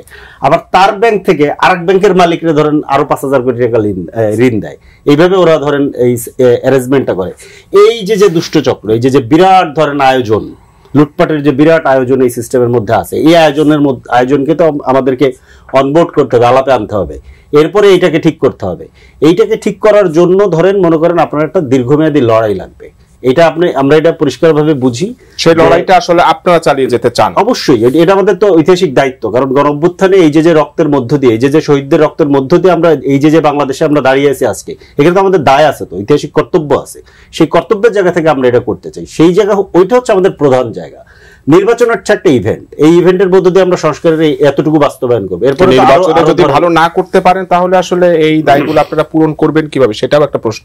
আমি একটু রবি ভাই আপনার কাছে জানতে চাই, আজকে একটা জোট হলো, আগামীকালকেও একটা জোটের ঘোষণা আসতে যাচ্ছে, যে জাতীয় পার্টির একাংশ এবং বিজেপি মিলে আপনাদেরও একটা জোট রয়েছে গণতন্ত্র মঞ্চের সাথে, 12 দলীয় জোটের সাথে বিএনপির। এই জোটের ভিতরে একটু টানাপোড়েন দেখা যাচ্ছে যে প্রার্থী ঘোষণা হওয়ার পর আপনার দলের ভিতরেও কিন্তু যারা মনোনয়ন পেয়েছেন, আপনিও মনোনয়ন পেয়েছেন, যারা মনোনয়ন পাননি তাদের ভিতরে একটা অসন্তোষ রয়েছে, জোটের ভিতরে অসন্তোষ রয়েছে। এই অসন্তোষটাকে বিএনপির জন্য একটা চ্যালেঞ্জ, কিভাবে মোকাবেলা করবেন? বা এই বিএনপির প্রতি শরিকদের যদি আস্থাহীনতাটা বাড়ে, বিএনপির রাজনীতিটাও কি একটা চ্যালেঞ্জের মুখে পড়ে? আপনি যত বড় হবেন ততই আপনার জন্য চ্যালেঞ্জ, যত জনপ্রিয় হবেন ততই চ্যালেঞ্জ, যত প্রসারিত হবেন ততই দায়িত্ব বাড়বে। এটা তো আছে, এটা থাকবে। এখন ধরেন আমরা জোট করেছি, যুগপৎ আন্দোলন করেছি, জোটবদ্ধ আন্দোলন করেছি, আমরা এও বলেছি জোটবদ্ধ নির্বাচন করতে চাই, আবার যদি জনগণ কর্তৃক ম্যান্ডেট প্রাপ্ত হই জোটবদ্ধভাবে একটা সরকার গঠন করতে চাই, এটা তোমাদের কমিটমেন্ট আছে। এখন ধরেন জোটের প্রার্থী যার উইন করার সম্ভাবনা আছে, অথবা যাকে জনগণ জনপ্রতিনিধি নির্বাচিত করতে চায়, তাকেই তো বিবেচনায় আনতে হবে। এখন জোটে আপনি ছিলেন মানেই আপনাকে মেম্বার অফ পার্লামেন্টের আসন দিতে হবে, জয়ের সম্ভাবনা অনেক কম। সেভাবে জোট যদি আপনি চান এবং ওইভাবে যদি মূল্যায়ন চান অথবা আসন প্রাপ্তি চান, তাহলে তো জোটের স্বার্থই ব্যাহত হচ্ছে। আমরা জোট করেছি একটা লক্ষ্যে, সেটা হচ্ছে যে আমরা জনগণের ম্যান্ডেট নিয়ে রাষ্ট্র ব্যবস্থাপনায় থাকতে চাই এবং আমাদের যে অঙ্গীকারগুলি আছে সেটা পূরণ করতে চাই। আমাদের 31 দফা সাথে যারা একমত পোষণ করেছে, আমাদের 27 দফা ছিল এবং জোটের সাথে আলোচনা করে ওটা 31 দফা হয়েছে, তাতে তারা বিশ্বাস করে সেটা আমরা ক্ষমতা যে বাস্তবায়ন করতে চাই। তো সেখানে মনে রাখতে হবে জোটের একটা স্বার্থ সবাই ভাবতে হবে, ব্যক্তি স্বার্থ না। আমি জোটের মধ্যে অন্তর্ভুক্ত আছি, আমি জোটের শীর্ষ নেতা, কিন্তু একটা আসনে উইন করার ক্ষমতা রাখছি না, তাহলে আমি কেন ওই আসনের পরাজয় নিশ্চিত জেনে তারপরও নমিনেশনটা ওখানে চাইবো? আমরা এটাকে নিরুৎসাহিত করতে চাচ্ছি। আমরা বলতে চাচ্ছি যে যেখানে উপযুক্ত, যে মেম্বার অফ পার্লামেন্ট হতে পারে নিশ্চয়ই তাকে সে আসন দেওয়া হবে, যিনি উচ্চকক্ষে থাকতে পারেন, যেহেতু উচ্চকক্ষ হচ্ছে সেখানে থাকতে পারেন, আবার যিনি সরকারে থাকতে পারেন সেখানে সরকারে থাকবে, আবার যিনি ধরেন সরকারের পলিসি মেকিং এর ক্ষেত্রে অনেক ক্ষেত্র আছে একটা রাষ্ট্রের হয়ে কাজ করার, সে যে যেখানে উপযুক্ত তাকে সেখানে রাখতে চাচ্ছি। এটা চ্যালেঞ্জ বটে, অস্বীকার করছি না, কিন্তু এই চ্যালেঞ্জ আমরা নিতে জানি, কারণ আমরা জোটবদ্ধ হয়ে নির্বাচন করেছি, উইন করেছি, রাষ্ট্র ব্যবস্থাপনাও করেছি। আর বাংলাদেশের রাজনীতিতে যে কোনো দল বা জোটের সে শরিক হোক, সে ক্ষমতার অংশ হতে চায়। আর এই রাষ্ট্র ব্যবস্থাপনায় যদি আপনি কন্ট্রিবিউট করতে চান, তো আপনার ক্ষমতার একটা অংশ হতে হয়। সে জায়গা থেকে এই চাওয়াগুলি কিন্তু অমূলক না। মঞ্জু ভাইয়ের যে জোট, আমি এটাকে খুব স্বাগত জানাই। একটা জিনিস তো হবে যে আপনার ধরেন রাজনীতিতে একটা নতুন চ্যালেঞ্জ হবে, হ্যাঁ, তারপর ধরেন আবার মানুষ অনেকগুলো অপশন পাবে, মানুষের তো কিছু অপশনও দরকার পছন্দ করার জন্য। কিন্তু সংস্কারেরই ধারক তারা, এবং মনে রাখা দরকার যে আমি যা চাইবো তাই সংস্কার, আমি যা চাইবো তাই মানুষ বাধ্য, এরকম ভাবে না।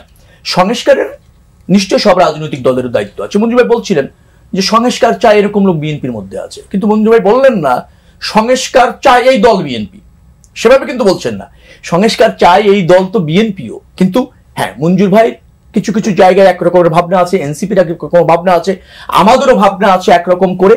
আলটিমেটলি দিন শেষে জনগণের কাছে যেতে হবে। বিএনপি সংস্কার চালে তো আমাদের আর দল জোট করার দরকার না, আমরা তো বিএনপিতে যোগ দিতে পারি। না না, এই যে আসল কথাটা কইয়া দিছে মঞ্জু ভাই। এখন আপনি আমাকে বলেন কি ফরিদ কোনো অসুবিধা আছে? হ্যাঁ, আপনার মতো করে চাই না, আপনি যেভাবে চাচ্ছেন সেভাবে চান। আর আপনি যদি, আমরা যদি আপনার মতো করে চাই, তাহলে তো আপনারও রাজনীতি থাকে না, করারও দরকার হয় না। এই জন্য বলছি এটা আছে। কিন্তু আমরা জুলাই সনদের যে বিষয়গুলি একমত হয়েছি, সেটা একটা বড় ধরনের সংস্কার। এই সংস্কার করতে পারলেই তো বাংলাদেশের পরিবর্তন হয়ে যাবে। রাতারাতি সবকিছু হবে না, কিন্তু এই জায়গাটা আমাদের মানে এর সঙ্গে একদিন হয় না। এটা আপনি জয়টা দীর্ঘ সময়। রবি ভাই, আমি যেটা বলছিলাম যে শরিকদের জন্য গণমাধ্যমের যেটা রিপোর্ট যে আপনাদের কমিটমেন্ট ছিল যে 50টা মানে আসন শরিকদের জন্য আপনারা ছাড়বেন, আসলে আপনারা আসন ছেড়েছেন 13টি, এটা কিন্তু গণমাধ্যমের রিপোর্ট না। আমাদের এরকম কোনো কমিটমেন্ট ছিল না 50টা ছাড়বে, আমরা সবসময় বলেছি মানে ছেড়েছেন তারা উইন করার মতো পজিশন আছে দেখেই তাদেরকে ছেড়েছে। হ্যাঁ, কারণ এটা চ্যালেঞ্জ, তো এই ধরনের নতুন জোট এসেছে, আরেকটা চ্যালেঞ্জ আসছে। আবার জামাত ইসলামের নেতৃত্ব আর দলীয় আছে, তো আবার জাতীয় পার্টি যে বললেন আপনি আরেকটা জোট আসছে, তো এগুলো তো চ্যালেঞ্জ। তো এই চ্যালেঞ্জে আপনি যদি আমার জোটে থেকে জোটের স্বার্থ না দেখেন এবং এই চ্যালেঞ্জ উইন করার দায়িত্ব যদি না নেন, তাহলে আপনাকে তো ক্ষমতার অংশ হিসেবে আমরা জোট করিনি, তো আমরা জাতির বৃহত্তর স্বার্থে জোট করেছি। এটা আন্দোলনের জোট ছিল বেসিক্যালি, আন্দোলন এবং সরকার গঠনেরও, কিন্তু জাতির বৃহত্তর স্বার্থে আপনার কাছে বিবেচনা পাবে না। একটা আসন বিএনপি পরাজিত হওয়ার বা জোটের পরাজিত হওয়ার সম্ভাবনা আছে, তারপর আপনি ইলেকশনটা পার্টিসিপেট করতে চাইবেন, সেটা জোটের স্বার্থ পরিপন্থী আমরা মনে করি। আমি একটু যোগ করি রবি ভাইয়ের সাথে, সেটা হচ্ছে যে কি আপনার এই যে জোটের যারা আছেন, যারা অংশীদার থাকেন, আমি যে বারবার বলেছি, তারা মনে করে যে বিএনপি আমাকে জিতিয়ে আনার দায়িত্ব বিএনপির। এইটা আসলে কোন দায়িত্ব নিতে চাওয়াটাও আসলে কেমন, এই চাওয়াটা তার দিক থেকে দৃষ্টিকোণ থেকে, কারণ তার তো একটা স্বার্থের বিষয়, তো এমপি হতে চায়, ধরেন একটা দল আর একটা দলের নেতাকে আসলে কিভাবে জিতিয়ে আনতে পারে, টার্মটাই তো খুব আপত্তিকর। বলতে আমাদেরকে কয়টা সিট ছাড়বে, কয়টা সিট দিবে, ভাই সিট তো দিবে, ছাড়বে তো জনগণ। আপনি যদি বলেন যে বিএনপি আমাকে 10টা সিট ছাড়তেছে, 50টা ছাড়তেছে, এই ছাড়তেছে শব্দটা টার্ম এজে আমি মনে করি গণতন্ত্রের জন্য বা জনগণের জন্য এটা অপমানজনক। এই দুই দিক থেকে এই বিষয়টা বুঝতে হবে। বিএনপি যদি মনে করে যে না, আমি সে আমার জন্য জান প্রাণ দিয়েছে, তাকে আমি যেভাবে জিতিয়ে আনার জন্য আমি আমার দলীয় ভাবে চেষ্টা করব, এটাও যেরকম বিএনপি থেকে আগাতে হবে, ঠিক তেমনি ভাবে আমি আমাদের কথা বলছি না, জোটের কথা। আমরা তো বিএনপির সাথে জোটে নাই, যারা আছেন আমি তাদের কথা দেখতেছি। যেমন উনি কথা প্রসঙ্গে বলেছেন, আমি যতটুকু জানি একজন নেতাকে বলা হয়েছে যে আপনাকে মন্ত্রী করা হবে, তারপরে আপনি ইলেকশন করেন, কারণ আপনি ইলেকশন করলে হয়তো জিততে পারবেন না। তিনি না, উনি ইলেকশনটাই করতে চান। এই জায়গাটায় আন্ডারস্ট্যান্ডিংটা বুঝতে হবে, যে ওই যে উনি যেটা বলছেন জোটের স্বার্থটা বোঝা আর কি। আমি একটু আমার বক্তব্য শেষ করি। মঞ্জু ভাই বলছিলেন যে ফ্যাসিবাদের পতন 15-17 বছর হয়নি। আসলে ফ্যাসিবাদের পতন যেভাবে হয়েছে এভাবেই হয়, কারণ ফ্যাসিবাদ তো একদিনে হয় না। বিএনপি যে সংগ্রামটা করেছিল, ফ্যাসিবাদ হওয়ার জন্য কিন্তু একটা প্রেক্ষাপট তৈরি করতে হয়। তারপর ধরেন ফ্যাসিবাদী সে কখন হয়, যখন সে একটা তার প্রতিদ্বন্দ্বী রাজনৈতিক দলকে সে যখন রাজনৈতিকভাবে ফেস করতে ব্যর্থ হয়, তখন সে কিন্তু রাষ্ট্রযন্ত্র ব্যবহার করে জনগণকে উপেক্ষা করে যে কোনো মূল্যে ক্ষমতায় থাকতে গিয়ে দমন, নিধন, পীড়ন এবং রাষ্ট্রযন্ত্রের ব্যবহার করে। আমরা কিন্তু 16-17 বছরে আওয়ামী লীগ আমাদের রাজনৈতিকভাবে ফেস করতে পারিনি, বিদায় 16-17 বছরে ফ্যাসিবাদ হয়। 16-17 বছর আগে ফ্যাসিবাদ হয় না, আর 16-17 বছর আগে ফ্যাসিবাদের পতন হওয়ার নজির খুব কম। যখনই আওয়ামী লীগ ফ্যাসিবাদ হয়েছে, জাতি এবং রাজনৈতিক দলগুলি ঐক্যবদ্ধভাবে ফ্যাসিবাদের পতন ঘটিয়েছে। অর্থাৎ বিএনপির ওই যে 16 বছরের চেষ্টা, পতন ঘটানোর পরেও বারবার এই ট্রানজাকশনের পরে আমরা আসলে রাইট ট্র্যাকে উঠতে পারিনি। আপনি আসতে পারিনি। আপনি যদি দেখেন যে 75-এর পরে একটা পট পরিবর্তন হলো, 90-এও হলো, তারপরে 2006 আপনারা যখন ক্ষমতায় ছিলেন তখন একটা পট পরিবর্তন হলো, আবার 2024। এই পট পরিবর্তনের পরে কি আমরা খুব ভালো দিকে গিয়েছি? আপনি কেন হতাশ হচ্ছেন? আমরা 24-এর পর তো ভালো দিকে যাচ্ছি, আমরা অনেক জায়গাগুলিতে পরিবর্তন আনতে সক্ষম হয়েছি। এখন আপনি যদি সন্দেহের মধ্যে থেকে যান, আচ্ছা আপনি আমাকে বলেন তো, এই পশ্চিমা দেশের গণতন্ত্র কত বছরে প্রতিষ্ঠিত হয়েছে? কয়শো বছরে। এখন আপনি চাইলেন আর হয়ে যাবে। আমরা 24-এর পর কি ভালোভাবে যাচ্ছি না? আমরা যদি একটা ভালো নির্বাচন করতে পারি, আমরা যদি নির্দিষ্ট সময় পর ক্ষমতা হস্তান্তর করে নির্বাচন করতে বাধ্য হই, সাংবিধানিক প্রতিষ্ঠান, সংবিধিবদ্ধ প্রতিষ্ঠানগুলি স্বতন্ত্র করার যে চেষ্টা আমরা একমত হয়েছি, সেটা যদি সব রাজনৈতিক দলগুলি কেউ একটু কম করতে চাইলো, আমরা যদি চাপে রাখতে পারি, জনগণ যদি বাধ্য করতে পারে, জনগণ এগুলি যদি মূল্যায়ন বা বিচার করার সুযোগ পায় পরবর্তী নির্বাচনে। কিন্তু এর আগের এক্সপেরিয়েন্স কিন্তু যে পরিবর্তনের পরে 3-4 বছর ভালো থাকে, এরপরে আবার আপনি সন্দেহের মধ্যে থাকছেন, কারণ ফ্যাসিবাদের ভূত চেপে বসেছে। আমার কথাটা হচ্ছে জাতীয় ঐক্যবদ্ধ ফ্যাসিবাদ যাতে আর না হয় সে ব্যাপারে এই ব্যাপারে আসলে কারোর দ্বিমত নেই, কিন্তু ভবিষ্যৎ নিয়ে আসলে অনেকেই সংকট। আমি এই প্রেডিকশন করতেই পারবে। আমি হতাশ হওয়ার পক্ষে না, এই কারণে যে আমরা কিন্তু রাজনৈতিক দলগুলি যে জায়গাটা এসেছি আমি বলবো সেটা অনেক বড় অর্জন। কেন আপনারা এই অর্জনটাকে ইতিবাচক ভাবে দেখছেন না, যারা দেখছেন না, আমার মনে হয় তারা এটা আমরা নেতিবাচক ভাবে দেখছি না রবি ভাই। আমি যেটা বলতে চাচ্ছি যে সেটা হলো প্রতিবারই পরিবর্তনের পরে 4-5 বছর ভালো থাকি, আবার সে আগের দিকেই আমরা ফেরত যাই। এইবার যদি আমরা না যেতে পারি সেইটার জন্যই আসলে সবার রবি ভাইয়ের সাথে যোগ করি। প্রথম কথা হচ্ছে যে আপনি স্টিম ইঞ্জিন থেকে বুলেট ট্রেনে আসতে অনেক সময় লেগেছে, ঠিক আছে, কিন্তু এখন তো আপনি যদি বলেন যে এখন আবার স্টিম ইঞ্জিন হয়ে আমি আবার বুলেট ট্রেনে আসবো, সেই তুলনা করলে তো হবে না রবি ভাই।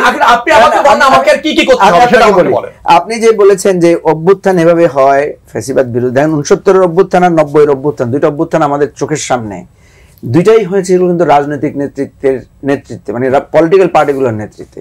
এই প্রথম একটা অভ্যুত্থান হয়েছে তাদেরকে আপনার চিনি না আমরা, মানে আমি বলতে আমরা চিনি হয়তো, কারণ আমরা দীর্ঘ সময় ধরে রনি চিনে, ফরিদ চিনে, আমরা চিনি।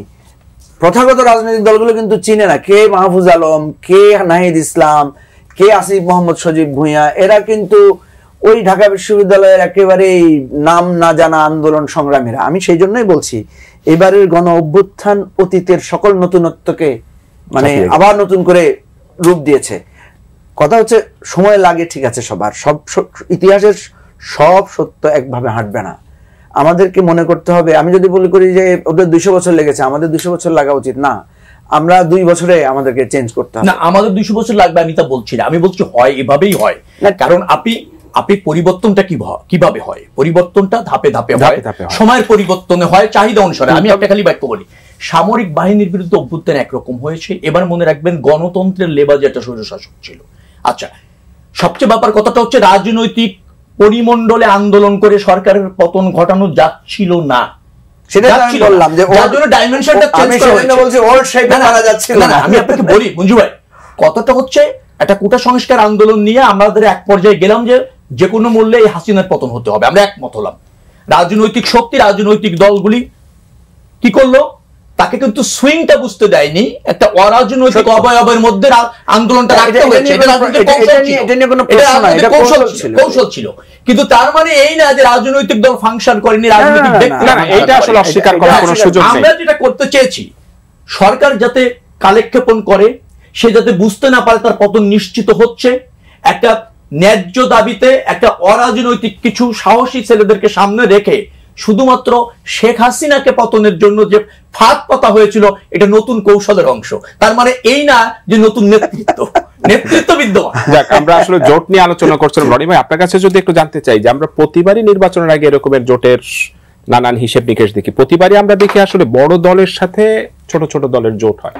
এইবারই আমরা দেখলাম যে মঞ্জু ভাইরা যদি মাইন্ড না করে থাকেন যে ছোট দল, আমি ছোট দল ভোটের হিসাবে বলছি বা নতুন দল হিসেবে বলছি, এই নতুন 3টা দল মিলে একটা জোট করলো, এইটাকে আলাদা একটা বার্তা দেয় কিনা? এটা এখনো কোনো বার্তা দিচ্ছে না, কারণ এখন হলো জোটের মৌসুম, ভোটের মৌসুম মানে জোটের মৌসুম, নানা জোট একের পর এক বের হবে। এটা বার্তাটা দিবে ইলেকশনের পরের থেকে, যে মঞ্জু ভাই খুবই মানে পরিষ্কার করছে যে এটা কিন্তু ইলেকটোরাল জোট না, ইলেকটোরাল একটা ইভেন্ট, প্রধানত ইলেকটোরাল জোট না, প্রধানত পলিটিক্যাল জোট। তার মানে কি এখন ওনারা পলিটিক্সটাই করতে চায়, তাহলে আমরা তাদের পলিটিক্সটা নির্মাণ করতে হবে। তার মানে 1.5 বছরে পলিটিক্সটা নির্মাণ হয়নি। কেন হয়নি? গণ অভ্যুত্থানের কোনো রাজনীতি থাকে না, গণ অভ্যুত্থানে থাকে একটি স্পিরিট, সেই স্পিরিটের আলোকে রাজনীতিটা নির্মাণ করতে হয় রাজনৈতিক দলগুলোর। সেইটার দায়িত্বটা কে নেবে, সেটা দায়িত্ব নেওয়ার ক্ষেত্রে আমি দেখতেছি 71-এর চেতনার যেরকম ব্যবসা আওয়ামী লীগ করছে, এখন জুলাই চেতনার ব্যবসা আরেক দল করা শুরু করছে। তার মধ্যে দিয়ে আসলেই যে জুলাই এখানে যেখানে আহত নিহত মানুষ, জনগণের ভাগ্য পরিবর্তন, আজকে কৃষকের ভাগ্য পরিবর্তন হয়েছে 1.5 বছরে, ঘুষ ছাড়া চাকরি হয়, আমার ছেলের মেয়ের পড়াশোনার ব্যবস্থা আগের চেয়ে উন্নত হয়েছে, কিছুই হয়নি, খালি বড় বড় আলাপ হয়েছে। তো এটা 1.5 বছর কম সময় না। তার মানে মানুষের সাথে যে আসতে যে বললো যায় এই অভ্যুত্থানটা কেন একটা সর্বদলীয় বা নির্দলীয় বা অদলীয় ব্যানারে করতে হয়েছে, ডেফিনেটলি রাজনৈতিক দলগুলোর সাথে মানুষের দূরত্ব ছিল, আস্থার ঘাটতি ছিল, সেই আস্থার ঘাটতি পূরণের সুবর্ণ সুযোগ 5 তারিখ করে দিচ্ছে। সেই কারণে 5 তারিখের ঘটনাটা কি, সেকেন্ড রিপাবলিক শুরু হয়ে গেছে, গণ অভ্যুত্থান ঘটে গেছে, হাসিনা পালাই গেছে, ফলে সেকেন্ড রিপাবলিক কন্টেন্ট করা একটা চ্যালেঞ্জ সবার সামনে হাজির হয়েছে, বিএনপি, জামাত, এনসিপি সবার সামনে। সেটা কে কিভাবে করবে তার একটা প্রতিযোগিতা আমরা দেখতে পাচ্ছি। এই যে জোট, জুলাই এর পরের থেকে যে জোট টোট গুলো, এটা হলো সেই রাজনীতিকে কন্টেন্ট করার একটা প্রতিযোগিতা, এর বাইরে দেখার কোনো সুযোগ নেই। এখন সেটা করতে গিয়ে শেখ মুজিবুর রহমানের যে পরিণতিটা হয়েছিল, সেই পরিণতিটা নাহিদের হয় কিনা সেটা ভবিষ্যৎ বলে, এটা এখনই আমি বলতে পারবো না। শেখ মুজিব তো সফল ছিল, মানে 71-এর আগ পর্যন্ত, 25 তারিখের আগ পর্যন্ত শেখ মুজিব কিন্তু মহান নেতা। যেই কইলো যে নাকে তেল দিয়ে ঘুমা, হরতাল ডেকে দিছি, শেষ। এখানে মানুষদেরকে বিপদে ভালাইতে সে চলে গেল সুটকেট গুছাইয়া। তো তারপরে একইভাবে নাহিদ ইসলামের জন্য আমাদের আবেগ আছে। সে বাংলাদেশের ওই সময় পোস্টার বয় হয়ে উঠছিল এবং গণঅভ্যুত্থান নিয়ে আমি অনেক কথা বলছি। এটার ক্রেডিট শুধুমাত্র শহীদদের। জীবিত কোনো লোক যদি ক্রেডিট দাবি করতে হবে, বুঝতে হবে সে জাতির দুশ্মন। জীবিত লোকের শুধু আছে দায়িত্ব, কোনো ক্রেডিট নাই। আমরা যে পরিমাণ রক্ত লাশ পাড়ায় সেখানে বাইচে আছি, এটা অসম্ভব ব্যাপার। এটা আল্লাহ শুকরিয়া স্যার, মানে আল্লাহর পার্টিকুলার বিশেষ রহমত স্যার, এটা অসম্ভব ছিল। 15টা বছর আমরা পশুর মতো জীবন, আমরা তো সবাই বেনিফিশিয়ারি। হ্যাঁ, আমরা বেনিফিশিয়ারি না, কারণ আমরা কোথাও যাই নাই, এখন আমি সেটা বলতে পারবো না। মানে বেনিফিশিয়ারি এক অর্থে অবশ্যই বেঁচে আছে, এটাই সবচেয়ে বড় শুকরিয়া। হ্যাঁ, কারণ বিভিন্ন পর্যায়ের বেনিফিশিয়ারি। না, আমরা কোনো মানে বৈশ্বিক অর্থে যদি কোনো বেনিফিশিয়ারি বলি না, আমি বলবো সেক্ষেত্রে আমার অবস্থান 0। হ্যাঁ, ওইটা আমি করতে। ফলে এখন তাহলে একটা রাজনীতি আমাদের লাগবে 5 তারিখের আলোকে। এই যে নতুন স্পিড জেগে উঠলো, এটা অভ্যুত্থানে আমরা কি অ্যাচিভ করছি? অভ্যুত্থানে আমরা কিছুই অ্যাচিভ করি না, শুধু একটা জিনিস অ্যাচিভ করছি, সলিডারিটি। ধরেন ব্রাকের যে ছেলেটা মরতে গেছে, ওর তো বিশেষ চাকরি দরকার ছিল না। যে গৃহবধূ নাইমা আসছে, তার তো কোনো বস্তুগত পাওয়া ছিল না, কিন্তু তারপরে যে নাইমা আসছে, যে সলিডারিটি দেখায় যে না, এইভাবে গুলি করে মারা যাবে না, এটাই আপনার অর্জন। এইটাকে আপনি কন্টিনিউ করেন, জাতি গঠন হয়ে যায়। এই মানুষের মর্যাদা বোধটা ফিরিয়ে দেন, জাতি গঠন হয়ে যায়, আর কিচ্ছু লাগে না। এইটাই 5 তারিখের অর্জন। 5 তারিখের কোনো আদর্শ চেতনা, এগুলি ভাগবাস কথাবার্তা কিচ্ছু ছিল না। গণঅভ্যুত্থান আমরা সংগঠিত করেছি, আমি মাঠেও ছিলাম, 15 বছরে সংগ্রাম করছি। তারপরে বলতেছি ক্রেডিট শুধুমাত্র শহীদদের, জীবিত কোনো লোক ক্রেডিট দাবি করতে পারবে না। হ্যাঁ, মানে নিকোলাই গুগলের কোটের পকেট থেকে যদি রাশিয়ান সাহিত্য বের হয়ে থাকে, আমাদের কোটের পকেট থেকে এই অভ্যুত্থান বের হয়েছে, যদি মানে ওইভাবে ধরে। কিন্তু সেই শহীদদের ক্রেডিট যে দাবি করবে সে জাতির দুশমন, এটা মনে রাখতে হবে। আপনি যে শহীদদের ক্রেডিট দিচ্ছেন, আজকেও 114 জন শহীদের শনাক্ত করার জন্য মরদেহ উত্তোলন করার একটা সিদ্ধান্ত হয়েছে। তার মানে ক্ষমতার দিকে মনোযোগ আপনার। এইটা নিয়ে আসলে আমি একটু আসবো, আমি শেষ করে ফেলি এখানে পয়েন্টটা। তাহলে নাহিদ ইসলামের নেতৃত্বে যে জোটটা হচ্ছে, ফলে একইভাবে দেশটা স্বাধীন হওয়ার পরে শেখ মুজিব এসে যেরকম অগণতান্ত্রিক ভাবে যে প্রথম স্বৈরাচার হয়ে উঠলো, হ্যাঁ, গণহত্যার জনক হয়ে উঠলো, মানে বিচার বহির্ভূত হত্যাকাণ্ড, এবং বাকশালের জনকের মধ্যে দিয়ে তার পতন হইল, এবং তারপরে 75-এর পট পরিবর্তনের পরে আপনারা জানেন যে এখানে বহুদলীয় গণতন্ত্রের জন্য জিয়া রহমানের কে এটা ঐতিহাসিক ভূমিকার মধ্যে দিয়ে আমরা এদিকে আসলাম। যাই হোক, একইভাবে আমি দেখতেছি মানে 71 এবং 24 কোনোভাবেই তুলনীয় ঘটনা না, কিন্তু সিমটমের দিক থেকে নাহিদ ইসলামের উপর যেহেতু এরকম একটা ভরসা, এরকম একটা আকাঙ্ক্ষা তৈরি হয়েছিল, এবং এই জোটের মধ্য দিয়ে জোটের মুখপাত্র বা প্রধান হিসেবে নাহিদ ইসলামে আবার সামনে আসলো, বলে তাকে সেই রাজনীতিরা লিড দিতে, ধরেন এই চ্যালেঞ্জটা তাকে নিতে হচ্ছে। সেই চ্যালেঞ্জে তার পরিণতিটা শেখ মুজিবের মতো হয় কিনা এটা ইতিহাস দেখবে। তার মানে তাকে রাজনীতিটা করতে হবে। ফলে গণঅভ্যুত্থান বাই ডিফল্ট, মঞ্জু ভাই যেটা বললো যে বাই ডিফল্ট আপনাকে ফ্যাসিলিটেট করে দিছে, no, I am not agree with you. আপনাকে ফ্যাসিলিটেট করে, আপনাকে চ্যালেঞ্জের মুখে ফেলছে। আপনি যদি সাধারণ নাগরিক হয়ে থাকেন, আপনি যদি রাজনৈতিক দল হয়ে থাকেন, রাজনীতির জায়গা থেকে তো একই কথা। আমি যদি রাজনীতি করি সেটা সেটা ফ্যাসিলিটেশন না, আপনাকে চ্যালেঞ্জের মুখে ফেলছে। চ্যালেঞ্জ রাইট, চ্যালেঞ্জের মুখে কেন ফেলছে? আপনার 5 তারিখের পরে প্রত্যেকটা রাজনৈতিক দল এবং ব্যক্তির জন্য চ্যালেঞ্জ আকারে এই যে সলিডারিটি আপনি অর্জন করছেন, এটাকে প্রতিনিয়ত প্র্যাকটিস করে এবং এটাকে একটা প্রাতিষ্ঠানিক রূপ দেওয়া। এবং 5 তারিখের পরে রাষ্ট্রটা কি হবে? রাষ্ট্রটা হবে দল যার যার রাষ্ট্রসভার। ধরেন আমি একটা দল করি, আমার দল কোনোদিন ক্ষমতায় আসবে না, কিন্তু আমার অধিকার রাষ্ট্র লঙ্ঘন করবে না, এরকম একটা রাষ্ট্র আমরা চাই। আমরা জামাতের আপনার অ্যাসোসিয়েশন দ্বারা রাষ্ট্র দখল হবে, তারপর তারা সমস্ত নিরপেক্ষ শিবির দিয়ে প্রশাসন চালাবে, এরকমও চাই না। নিরপেক্ষ ছাত্রদল দিয়ে প্রশাসন চালাবে, সেরকমও চাই না। হ্যাঁ, ছাত্রদল করুক, শিবির করুক, অসুবিধা নাই, কিন্তু একটা সাধারণ কৃষকের ছেলে সে যেন ন্যায্যভাবে তার মেধার মূল্যায়ন দিয়ে সে যেন চাকরিটা পায়। হ্যাঁ, সে সাধারণভাবে যেন তার জিনিসপত্রের দাম সে কৃষক পায়।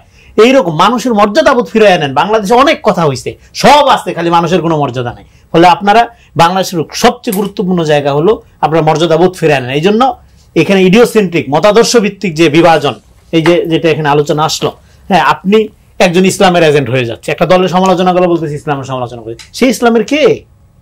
মুসলিম সেন্টিমেন্টে পলিটিক্স করে, সে বলতেছে ইসলামের অবমাননা হচ্ছে।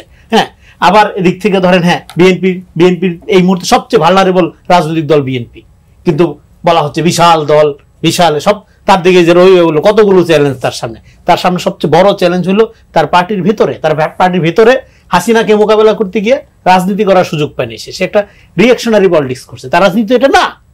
জিয়া রহমানের কর্মসূচি একটা বিপ্লবী কর্মসূচি। বিপ্লব মানে ওই যে লাল নীল বই পড়া না, কর্মসূচির বিপ্লব। খালকাটা কি ছিল? এটা আনন্দ, বিপ্লবী কর্মসূচি। মিরাবানি ধরে রাখবেন, কৃষিতে সমৃদ্ধ আনবেন, আপনি কি বিপ্লব করে কি করতে চান, এগুলোই তো। সেটা কর্মসূচির মধ্যে দিয়ে করে, এটা হলো এই দল। সেটা করার জন্য এই দলে এই ধরনের লোককে পলিটিক্যালি এডুকেটেড করার প্রক্রিয়াটা দীর্ঘদিন বন্ধ ছিল, দলের ভিতরে সিন্ডিকেট জায়গায় জায়গায়, ফলে মানুষ বিএনপির জন্য আপনার অপেক্ষা করে, কিন্তু বিএনপি যাওয়ার মতো অবস্থা হাত পা বাঁধা, ফলে বিএনপি সব দিক দিয়ে ভালনারেবল, বাইরে এতগুলো চ্যালেঞ্জ, ভিতরে এতগুলো চ্যালেঞ্জ, তারপরে ডিপ স্টেট, তারপরে ন্যারেশন, সোশ্যাল মিডিয়া, সব মিলে যাবে। ঠিক ওই জায়গাটা আমি আসবো। আমি একটু মঞ্জু ভাই, আমি আপনার কাছে প্রশ্ন রেখেছিলাম যে এই জোট একটা প্রতীকে নির্বাচন করতে চায়, সেটা আসলে সম্ভব কিনা, ছোট করে যদি উত্তর দেন। এটা না, এটা আমাদের আপনি যেটা বুঝাতে চাচ্ছেন যে আরপিওতে এটা তো সম্ভব না। এখানে যে এই বিষয়টা নিয়ে হাইকোর্টে খুব সম্ভবত একটা রিট হয়েছে, সেটা আলাদা বিষয়। নাহিদ ইসলাম কথাটা যেভাবে বলেছেন যে আমরা এটা করতে, এটা অভিপ্রায় আকারে বলেছেন, অভিপ্রায় আকারে বলেছেন, এবং এটাকে যদি আমরা এই অভিপ্রায়টাকে যদি আমরা বাস্তবায়ন করতে চাই তখন কি কি প্রতিবন্ধকতা আছে সেটা বাস্তবতা নিরিখেই নিশ্চয় সিদ্ধান্ত হবে। এটা তো এটা অভিপ্রায় আকারে, সুতরাং এটাকে মানে এ দ্বারা বোঝা যায় না যে মানে আমরা হয়তো আরপিও লঙ্ঘন করব বা কিছু করব। এটাকে বাস্তবায়নের জন্য যদি জোটভুক্ত দলগুলো যদি একমত হয় তখন আমরা দেখবো এটা কি করা যেতে পারে। এটা নাহিদ ইসলামকে সেখানে প্রশ্ন করা হয়েছিল, একজন সাংবাদিক প্রশ্ন করেছিল, উনি বলেছিলেন যে এটা আমরা নিজেরা যাচাই বাছাই করে তারপর সিদ্ধান্ত নেব। আমি আজকে বিএনপির ভারপ্রাপ্ত চেয়ারম্যান তারেক রহমানের একটা বক্তব্য নিয়ে আপনাকে একটু প্রশ্ন করতে চাই। আজকে উনি বলেছেন যে সামনে অনেক কঠিন সময় অপেক্ষা করছে, বিভিন্ন জায়গায় বিভিন্ন ষড়যন্ত্র হচ্ছে, যা রুখতে পারে একমাত্র জনগণ। আসলে কি ধরনের ষড়যন্ত্র হচ্ছে, আপনি কি কিছু রাজ করতে পারেন কিনা, দেশীয় বা আন্তর্জাতিক? আর জনগণই যদি এটা রুখতে পারে তাহলে জনগণের সামনেই ষড়যন্ত্রগুলা প্রকাশ করা উচিত কিনা? তা তো অবশ্যই। দেখেন, ষড়যন্ত্র তত্ত্ব তো বাংলাদেশে খুব পাওয়ারফুল একটা যন্ত্র এবং তত্ত্বটাও বেশ পাওয়ারফুল। আমি যদি কিছু একটা বললাম যে আমার বিরুদ্ধে ষড়যন্ত্র চলছে, তো এই ষড়যন্ত্র যখনই আমরা বলি তখন আমাদের তথ্য উপাত্ত সহকারে বলা উচিত। আমি সাধারণত মনে করি যে আপনার শত্রু তো আপনার বিরুদ্ধে ষড়যন্ত্র করবেই, তাই না? আপনি দেখবেন মুসলিম মানুষের যেটা বিশ্বাস যে শয়তান সবসময় আমার পিছনে লাগা আছে, তাহলে আপনি আপনার কোনো অপকর্মের দায়িত্ব বলতে পারেন না যে শয়তান আমাকে করিয়েছে, এটা তো আপনি বলতে পারেন না, বা শয়তান ষড়যন্ত্র করে আমাকে এই ভুল পথে পরিচালিত করেছে, এটা তো বলার সুযোগ নাই। আমাদের এখানে যেটা আমরা কমনলি বুঝি, আমাদের প্রতিবেশী আমাদের বন্ধু হওয়ার কথা, কিন্তু আমাদের প্রতিবেশী সবসময় আমাদের অকল্যাণ চায়, এটা এস্টাবলিশ, এটা তো আমি মনে করি যে একেবারেই পরিষ্কার। সুতরাং প্রতিবেশী আপনার বিরুদ্ধে ষড়যন্ত্র করবেই। এখন আরেকটা প্রতিবেশীর সাথে যুক্ত হয়েছে আমাদের মানে যারা আমাদের এখান থেকে পতিত স্বৈরাচার, পতিত ফ্যাসিবাদ, তারাও আমাদের বিরুদ্ধে ষড়যন্ত্র করবে। এখন আমি যেটা দেখছি যে পতিত ফ্যাসিবাদকে সরিয়ে দিয়ে ফ্যাসিবাদ যেখানে এখনো আপনার উপর হামলে পড়ে আছে, দেখেন আওয়ামী লীগের লোকেরা এখনো বেগম খালেদা জিয়া সম্পর্কে আজে বাজে এআই জেনারেটেড জিনিস বানাচ্ছে, ঠিক আছে? তারপরে এখনো হুমকি ধমকি দিচ্ছে। আমাদের ফেসবুক খুললে দেখবেন আমাদেরকে কি অকথ্য ভাষায় আওয়ামী লীগের ছাত্রলীগের লোকেরা করছে। আমি অবাক হয়ে যাই যে আওয়ামী লীগ ছাত্রলীগ এমন একটা দল হতে পারে যে এইরকম একটা পরিস্থিতিতে ওরা আমাদেরকে বলছে তোদেরকে খায়া ফেলামো আসলে। আমি বলছি বাবারে, তোমরা তো খাওয়া ফেলা অবস্থায় ছিলাই, তখন খাইতে পারো নাই, এখন তো তোমরা একটু দূরে আছো বাবা, বুঝতে পারছি একটু শক্তি কম, এখনো খাইয়া ফেলাইতে চায় আমাদেরকে। তা আমি বলতে চাচ্ছি যে দেখেন, এই যে একটা বছর 2টা বছর না যেতে বিএনপি জামাত যেভাবে শত্রুতা নিজেদের মধ্যে বাঁধিয়ে ফেলেছে এবং একে অপরের সাথে আমরা যে জড়িয়ে গেলাম, আমাদের আর সারাক্ষণ যদি আমরা বলি যে আওয়ামী লীগ ষড়যন্ত্র করছে, ভারতের ষড়যন্ত্র হচ্ছে, তো ভাই ষড়যন্ত্র তো হবেই। আপনি যত দুর্বল হবেন, আপনার শত্রু তো চায় আপনাকে দুর্বল ভাবে ষড়যন্ত্র করে আপনাকে বিপদে ফেলতে। আপনি দেখবেন আমাদের দেশে একটা তত্ত্ব প্রচলিত আছে যে আমাদের স্বাধীনতা তার যুদ্ধটা ভারতের ষড়যন্ত্র হয়েছে। আমাদের স্বাধীনতা যুদ্ধটার মূল ভিত্তি রচনা করেছে পাকিস্তানি স্বৈরশাসকরা। পাকিস্তানিরা একটা বৈষম্যমূলক আচরণ করে এখানে আমাদের মধ্যে বিভেদ, আমাদের মধ্যে দাঙ্গা লাগিয়ে দিয়েছে, আমাদের মধ্যে ভয়াবহ বিভেদ তৈরি করে ফেলেছে, আমাদের গণতন্ত্র, আমাদের অধিকার কেড়ে নিয়েছে। তো এই সুযোগ ভারত নেবে না ভাই। ভারত তো আমার মানে শত্রু, সে তো আমার নিবেই। তো সুতরাং সেকেন্ডারি ষড়যন্ত্রকে আপনি দায়ী করতে পারেন। প্রথম দায় হচ্ছে আমাদের অনৈক্য, প্রথম দায় হচ্ছে আমাদের মধ্যে অগণতান্ত্রিক আচরণ, প্রথম দায় হচ্ছে আমাদের মধ্যে আজকে এই যে ব্যাপকভাবে আমরা যে অবক্ষয়ের মধ্যে পড়ছি। তো ষড়যন্ত্র যদি আপনি ধরেন তাহলে প্রথম ষড়যন্ত্র হচ্ছে আমরা আমাদের বিরুদ্ধে ষড়যন্ত্র করছি, আমরা একে অপরের বিরুদ্ধে ষড়যন্ত্র করছি। এন্ড সেকেন্ডারি ষড়যন্ত্র আমাদের উপরে আপতিত হচ্ছে অটোমেটিক্যালি আমাদের ভুলের কারণে।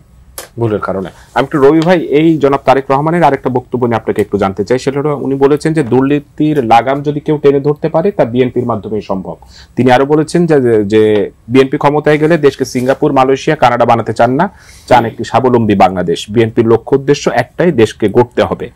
তো বিএনপির আগের আমলে দুর্নীতি নিয়ে কিন্তু একটা সমালোচনা রয়েছে, আপনারা দুর্নীতি দূর করতে চান এবং গত 16-17 বছরে যে দুর্নীতির মহোৎসব চলেছে বাংলাদেশে, এই কাঠামোটা আসলে আপনারা ভাঙবেন কিভাবে? না, এটা চ্যালেঞ্জও আছে, কিন্তু ধরেন হচ্ছে যে দুর্নীতি তো সুশাসন এবং উন্নয়নের একমাত্র বাধা বাংলাদেশে, যা বোঝা যাচ্ছে এই পর্যন্ত, যা মনে হচ্ছে, মানে এটা রন্ধে রন্ধে ছড়িয়ে পড়েছে। হ্যাঁ, আপনি বলছিলেন যে বিএনপি শাসন আমলে 1999 আর 2000 এই অর্থ বছর আর 2000-2001 অর্থ বছর, এই 2 অর্থ বছরের যে দুর্নীতি সেটা আওয়ামী লীগের আমলে হয়েছিল। রিপোর্ট প্রকাশ পেয়েছে বিএনপির আমলে প্রথম 2 বছর আওয়ামী লীগের আমলে হয়েছে, পরবর্তীতেও 3 বছর বিএনপির ওই সূচক যদি ধরেন তাহলে বিএনপির আমলে হয়েছে। মানে অর্থাৎ আওয়ামী লীগের শাসন আমলের ওই দুর্নীতি থেকে বেরিয়ে আসার জন্য বিএনপির 3 বছর সময় লেগেছে। এবং আমরা এটা দারুণভাবে বিশ্বাস করি বিধায় যে দুর্নীতি মুক্ত বাংলাদেশ করতে হবে, বিলাই প্রাতিষ্ঠানিক সংস্কার, প্রশাসনিক সংস্কার সহ এই 31 দফার মধ্যে বিস্তৃত আলোচনা আছে। এটা আমাদের উপলব্ধি, আমরা এটা ধারণ করি এবং আমরা ধরেন এটা আমলে নিয়েছি, বাস্তবায়ন করতে চাই। এখন তার জন্য আমাদের অঙ্গীকার রয়েছে। আরেকটা কথা আপনাকে বলি, কেন বিএনপি দিয়ে হবে সেটা তারেক রহমান সাহেব বলেছেন। একটা কারণ আপনাকে বলি যে 2011 সরকার দেশনেত্রী বেগম খালেদা জিয়ার মধ্যে 4টি মামলা দিয়েছিল, জননেতা তারেক রহমানের বিরুদ্ধে 16টি মামলা দিয়েছিল, তার অধিকাংশ দুর্নীতির মামলা ছিল। এবং বিএনপির অনেক শীর্ষ নেতাদের বিরুদ্ধে দুর্নীতির অভিযোগে মামলা দিয়েছিল। এবং 17 বছর আওয়ামী লীগ কিন্তু একটিও দুর্নীতি প্রমাণ করতে পারেনি এবং আদালত থেকেই তারা কিন্তু দায় মুক্ত পেয়েছে, দুর্নীতির কোনো প্রমাণ হয়নি অথবা মানি লন্ডারিং এর কোনো প্রমাণ পাওয়া যায়নি। যার ফলে বিএনপির বিরুদ্ধে যে দুর্নীতির অভিযোগ হয়েছিল সেটা রাজনৈতিক, সেটা কিন্তু প্রমাণিত না হওয়ার ফলে বিএনপি যে দুর্নীতি মুক্ত করার মতো সক্ষমতা আছে, নেতৃত্ব আছে এবং এই নতুন বাংলাদেশ বিনির্মাণের ক্ষেত্রে যে 31 দফা অঙ্গীকার আছে সেটাই একমাত্র বাংলাদেশকে দুর্নীতি মুক্ত করতে পারে বিধায় আমাদের বিশ্বাস এবং আমাদের অঙ্গীকার। সেটা একটা রাজনৈতিক দল হিসেবে মানুষকে জানান দেওয়া দরকার, সেই জায়গা থেকে উনি জানান দিয়েছেন। এবং আমরা এটাও বিশ্বাস করছি যে এই যে পরিবর্তিত বাংলাদেশ চাচ্ছেন আপনি, সেটার জন্য একমাত্র প্রাধান্য পাওয়া উচিত দুর্নীতি, অপচয়, হ্যাঁ, এই মুক্ত বাংলাদেশ অথবা ধরেন দুঃশাসন মুক্ত বাংলাদেশ। দুঃশাসনটাও তো রাজনৈতিক দল ভাবে আমরা করতে পারবো, কিন্তু দুর্নীতি কিন্তু রাজনৈতিক দলের মধ্যে নাই, এটা একটা প্রাতিষ্ঠানিক ভাবে ছড়িয়ে পড়েছে, আমলাতন্ত্র বলেন সব প্রশাসনের মধ্যে আছে। তো সেটার জন্য আমাদের অঙ্গীকার আছে, আমরা সেই লক্ষ্যে কাজ করবো। আমি একটা বাক্য বলে শেষ করি, জীবন যারা দিয়েছেন বলেন, জীবন আমরা সবাই দিতে প্রস্তুত ছিলাম বিদায় মাঠে নেমেছিলাম, কিন্তু সবার জীবন যায় নাই, সবার জীবন যায়নি। আমরা যেন ওই জীবনের বিনিময়ে যে পরিবর্তনটা চাইছি সেটা যেন ব্যক্তি, গোষ্ঠী বা কোনো বিশেষ রাজনৈতিক স্বার্থে ব্যবহার না করি, সেটা আমাদের অঙ্গীকার হওয়া উচিত। তবে এই অঙ্গীকার আবার বা মানুষের যে প্রত্যাশাটা সেটা বাস্তবায়ন করবার জন্য ভিন্ন দৃষ্টিভঙ্গি থাকবে, রাজনৈতিক দলগুলি যেহেতু অনেক, কিন্তু এই দৃষ্টিভঙ্গির প্রতি শ্রদ্ধাও থাকবে। দিন শেষে আমরা জনগণের কাছে গিয়ে যাতে ম্যান্ডেট নিয়ে এসে অথবা ধরেন অথরাইজেশন নিয়ে এসেই বাস্তবায়ন করতে অঙ্গীকার করি বা অঙ্গীকারাবদ্ধ হই, সেটাই কিন্তু চাওয়া উচিত। সেটা না হলে কিন্তু গণতন্ত্র থাকবে না। আরেকটা কথা মনে থাকা উচিত যে ধরেন ম্যান্ডেট পেয়েছে নতুন জোট, আমি নতুন জোটের কথা বলছি, নতুন জোট তাদের মতো করে করবে, সেটা জন আকাঙ্ক্ষা পূরণ না করলে নিশ্চয়ই আমাদের প্রতিবাদ থাকবে, আমাদের সমালোচনা থাকবে, ধীরে ধীরে শানিত হব এবং জনগণও বারবার তার প্রতিনিধি এবং রাষ্ট্র ব্যবস্থাপনায় তার সরকার পছন্দ করার অবাধ সুযোগ পেলে আমার ধারণা হচ্ছে যে লক্ষ্যে আমরা এগোচ্ছি তা সফল হতে চলবে। জনাব ফরিদ, আপনার কাছে একটু জানতে চাই, যেমন মঞ্জু ভাই বলছিলেন যে এই গণ অভ্যুত্থানের পরে বিএনপি বা জামাতের যে একটা দ্বান্দ্বিক সম্পর্ক, এটা তো বাংলাদেশের রাজনীতিতে একটা নেতিবাচক প্রভাব আসলে রয়েছেই। এই যে নির্বাচন আসলে দুই দলের যে কথাবার্তা হচ্ছে সেখানে ইসলাম ধর্মকে টেনে আসলে নানান মন্তব্য করা হচ্ছে, নির্বাচনের সাথে আসলে ইসলাম ধর্মের সম্পর্কটা কি সেটা একটু আপনার কাছে একটু জানতে চাই। আপনারা যেহেতু নতুন দল, এই চক্র থেকে বের হয়ে আসা কি আসলে আমাদের পক্ষে সম্ভব? খুব সেন্সিটিভ প্রশ্ন করে ফেলছেন আমার জন্য, আমি এই সমস্ত বিষয় এড়িয়ে যেতে চাই, কিন্তু এটা আসলে খুব গুরুত্বপূর্ণ প্রশ্ন, সেন্সিটিভ হলে খুব গুরুত্বপূর্ণ প্রশ্ন। মানে ধরেন এই যে রাজনৈতিক স্বার্থে কিংবা ধরেন নির্বাচনে জেতার স্বার্থে বারবার আপনার ধরেন ধর্মকে ব্যবহার করা, ধর্মকে ব্যবহার করে আপনার ধরেন বিশেষ সুবিধা নেওয়া, কিংবা ধরেন জামাত ইসলামী আপনার যেহেতু তাদের ধর্মভিত্তিক রাজনৈতিক দল, তাদের ধরেন মসজিদে ধরেন দাওয়াতের কার্যক্রম টাইপের কিছু কর্মসূচি তাদের আছে, এখন ওইখানে গিয়ে তারা ধরেন নির্বাচনী প্রচার করতেছে। আবার পক্ষান্তরে ধরেন আমাদের আমরা যারা ধর্মভিত্তিক রাজনীতি করি না, আমাদের প্রার্থীরাও কিন্তু ধরেন মসজিদে যাচ্ছে, অন্তত না হলেও জুম্মার নামাজে সে খুতবার আগে পরে যে বক্তব্য দিচ্ছে। এখন ব্যাপারটা হচ্ছে কি, মানে আমরা ধর্মীয় চর্চা কিংবা ধরেন আমরা কালচারালি যে সমস্ত চর্চা করি যেটার মধ্যে ধর্মের ধরেন অংশগ্রহণ আছে কিংবা ধর্মের পার্ট আছে, এইগুলোকে আসলে প্রধান করতেছি। কিংবা আরেকটা বড় জায়গা হচ্ছে ধরেন ওয়াজ ওয়াজ মাহফিলে ধরেন বিশেষ বক্তারা ধর্মীয় সেন্টিমেন্টকে ব্যবহার করে রাজনৈতিক দলগুলোর বিরুদ্ধে ধরেন বক্তব্য দিচ্ছে এবং তারা এক ধরনের সম্মতি উৎপাদন করার চেষ্টা করতেছে যে ধর্মীয় দলগুলোকেই ভোট দিতে হবে কিংবা ধর্মীয় দলগুলো এই কারণে ভালো, অন্যরা এই কারণে খারাপ। সেখানে অনেক ধরনের কম বেশি হেট স্পিচও মাঝে মাঝে ছড়ানো হচ্ছে। এখন ব্যাপারটা হচ্ছে যে এই যে জায়গাটা, আমাদের মূল যে জায়গাটা, সেটা হচ্ছে যে মানে আমাদের প্রধান কেন্দ্রের জায়গাটা যেটা হওয়া দরকার সেটা হচ্ছে যে আমরা আসলে একটা গণতান্ত্রিক রাষ্ট্র ব্যবস্থা চাই কি না চাই না, এটা হচ্ছে প্রশ্ন। এই প্রশ্ন ধরেন এই গণতান্ত্রিক রাষ্ট্র ব্যবস্থা চাওয়ার ক্ষেত্রে যদি আপনি ভাই মসজিদে যায় ধরেন গণতান্ত্রিক রাষ্ট্র ব্যবস্থা প্রতিষ্ঠা করতে পারেন, কোনো অসুবিধা নেই, ওইটা আমাদের ইস্যু না। ওয়াজ মাহফিল করে যদি আপনি গণতান্ত্রিক রাষ্ট্র ব্যবস্থা প্রতিষ্ঠা করতে পারেন, ওইটাও অসুবিধা নেই। মানে সারা গণতান্ত্রিক রাষ্ট্র ব্যবস্থা করার ক্ষেত্রে আমাদের একটা জিনিস বুঝতে হবে, গণতান্ত্রিক রাষ্ট্র ব্যবস্থা কোনো ধর্মীয় রাষ্ট্র ব্যবস্থা নয়, কোনো ধর্মের রাষ্ট্র ব্যবস্থা এটা না। এখানে এক একটা ভূখণ্ডে তার ধর্মীয় কি বলে যে প্র্যাকটিস, ধর্মীয় কালচার, ধর্মীয় ঐতিহ্য অনুযায়ী কিছু কিছু জিনিস তারা এখানে প্র্যাকটিস করে। যেমন ধরেন আমাদের এখানে বিটিভিতে যখন ওই যে অনুষ্ঠান শুরু হয় 4টা ধর্মের ধর্মগ্রন্থ পড়া হয়, এটা কিন্তু পৃথিবীর মধ্যে অন্যতম উদাহরণ। এইরকম ঘটনা কিন্তু পৃথিবীতে অন্য কোথাও আছে বলে আমার জানা নেই। 4টা ধর্মীয় গ্রন্থ কিন্তু পাঠ করা হয়। তো এই আমেরিকায়ও যে কখনো কোনো রাষ্ট্রীয় প্রোগ্রামে কোরআন তেলাওয়াত করা হয়। তার মানে হচ্ছে যে এই যে ব্যাপারটা, এটা হচ্ছে যে দেখেন এটা কিন্তু এক একটা ভূখণ্ডের এক একটা রাষ্ট্রের আলাদা আলাদা প্র্যাকটিস, কিন্তু মূল জায়গাটা কি? মূল জায়গাটা হচ্ছে গণতন্ত্রের জায়গা। এখন আপনি গণতন্ত্রের এগেইনস্টে কোনো ধর্মকে দাঁড় করাচ্ছেন কিনা, এইটা হচ্ছে মূল আমাদের প্রবলেমের জায়গা, সংকটের জায়গাটা। মানে গণতন্ত্রের এগেইনস্টে আপনি ধর্মের নাম করে আবার একটা কর্তৃত্ববাদী ব্যবস্থা কিংবা একটা কর্তৃত্ববাদী ধরেন মনে করেন যে কাঠামোকে ধরেন উস্কে দিচ্ছেন কিনা। যে ধরেন এখানে একটা বারবার একটা উদাহরণ বারবার দেওয়া হয়, যেহেতু রবি ভাই খুব রাইটলি একটু আগে এই রেফারেন্সটা দিয়েছেন যে গণতন্ত্রের নামে একটা ধরেন কর্তৃত্ববাদ কিংবা একটা ফ্যাসিবাদ ধরেন কায়েম হয়েছিল এখানে। তাহলে গণতন্ত্রের নামে যে কর্তৃত্ববাদ এবং ফ্যাসিবাদ কায়েম হচ্ছে সেটার দায় কি গণতন্ত্রের? গণতন্ত্রের সমাধান হচ্ছে, গণতন্ত্রের দুর্বলতার সমাধান হচ্ছে আরো ভালো গণতন্ত্র। গণতন্ত্রের দুর্বলতার সমাধান হচ্ছে যে কোনো নামে, সেটা ধর্মীয়, জাতিবাদী, গোষ্ঠীবাদী, বর্ণবাদী, যে কোনো নামেই কোনো ধরনের কর্তৃত্ববাদ কাম্য নয়। এটা হচ্ছে যে মূল জায়গাটা। তো এখন আমরা ধরেন যেহেতু আমরা বিশ্বাসের দিক থেকে বেশিরভাগ মানুষ, এই ভূখণ্ডের বেশিরভাগ মানুষ আমরা মুসলমান, আমাদের আচরণ, চাল চলন এদের মধ্যে ধরেন ধর্মীয় প্র্যাকটিস থাকবে, খুব স্বাভাবিক। আমি মসজিদে যখন নামাজ পড়তে যাবো, আমি এখন ধরেন একজন রাজনৈতিক কর্মী, ওইখানে তো আমি মসজিদে এই রাজনীতির কথা বলবোই। ওইটা আসলে ধর্মের ব্যবহার না। ব্যবহার হচ্ছে যে আপনি গণতন্ত্রের বদলে গণতন্ত্রকে ধরে নিয়ে করে আপনি অন্য আর একটা কর্তৃত্ববাদ, অন্য আর একটা নামে, ধর্মের নামে একটা কর্তৃত্ববাদ কায়েম করার পথে আপনি হাঁটতেছেন কিনা, সেই জায়গাটা হচ্ছে আমাদেরকে মনোযোগে রাখতে হবে, ওই জায়গা থেকে আসলে বেরিয়ে আসতে হবে। রনি, আপনার কাছে আমরা জানতে চাই যে বিএনপির মহাসচিব মির্জা ফখরুল ইসলাম আলমগীর আজকে একটা অভিযোগ করেছেন যে ইদানিং বিএনপিকে নেতিবাচক রাজনৈতিক দল হিসেবে প্রমাণের একটা প্রবণতা চলছে। এই প্রবণতা ভেঙে ফেলতে বিএনপি নেতাকর্মীদের প্রতি আহ্বান জানিয়েছেন তিনি। তো এই যে বিএনপিকে যে নেতিবাচক, বিএনপির বিরুদ্ধে যে নেতিবাচক, এটা কাউন্টার কি আসলে বিএনপি দিতে পারছে? আর আরেকটা প্রশ্ন যদি করি, সেটা হলো যে আওয়ামী লীগ পতনের পরে অনেকেই বলে থাকে যে এবার আসলে বিএনপিকে টার্গেট করা হচ্ছে। যদি এটাই করা হয় এবং পরিকল্পিতভাবে করা হয়, তাহলে দেশের রাজনীতিতে একটা বড় ধরনের একটা প্রভাব পড়ে কিনা? দেখেন, প্রোপাগান্ডা এটা হলো আপনার মডার্ন পলিটিক্স এর পার্ট, এবং কনস্পিরেসি, মঞ্জু ভাই যেটা বললেন, মঞ্জু ভাইয়ের আলোচনাটা খুবই গুরুত্বপূর্ণ ছিল। Conspiracy part of politics. আপনি যদি ম্যাকিয়াভেলি একটা ছোট্ট বই আছে কনস্পিরেসি নামে, এটা আমার খুবই পছন্দের বই, সবসময় হাতের কাছেই থাকে। তো কনস্পিরেসি পার্ট অফ পলিটিক্স, এবং সেই কনস্পিরেসির জায়গা থেকেই প্রথমে কি করা হয়, প্রথমে হলো প্রোপাগান্ডা তৈরি করা হয়। আপনার পর্তুগিজ একজন লেখক আছে রুই জিং, তার একটা বই আছে ভালো ফ্যাসিস্ট হওয়ার সহজ উপায়। সেই বইয়ের ভূমিকায় সে বলতেছে ফ্যাসিবাদ একটা সমাজে বা দেশে আসতেছে, এটা বুঝবেন কিভাবে? বুঝবেন হলো যখন সমাজে কোনো একটা দল এইভাবে বিভক্তি করবে যে আমি ভালো ও খারাপ। প্রথম বাইনারিটা কি আওয়ামী লীগ কি করছিল? আমি সহি মুক্তিযুদ্ধের চেতনার পক্ষে, উদার, গণতান্ত্রিক, অসাম্প্রদায়িক, প্রগতিশীল ও জঙ্গি ও রাজাকার, এই যে ভাগ করছিল।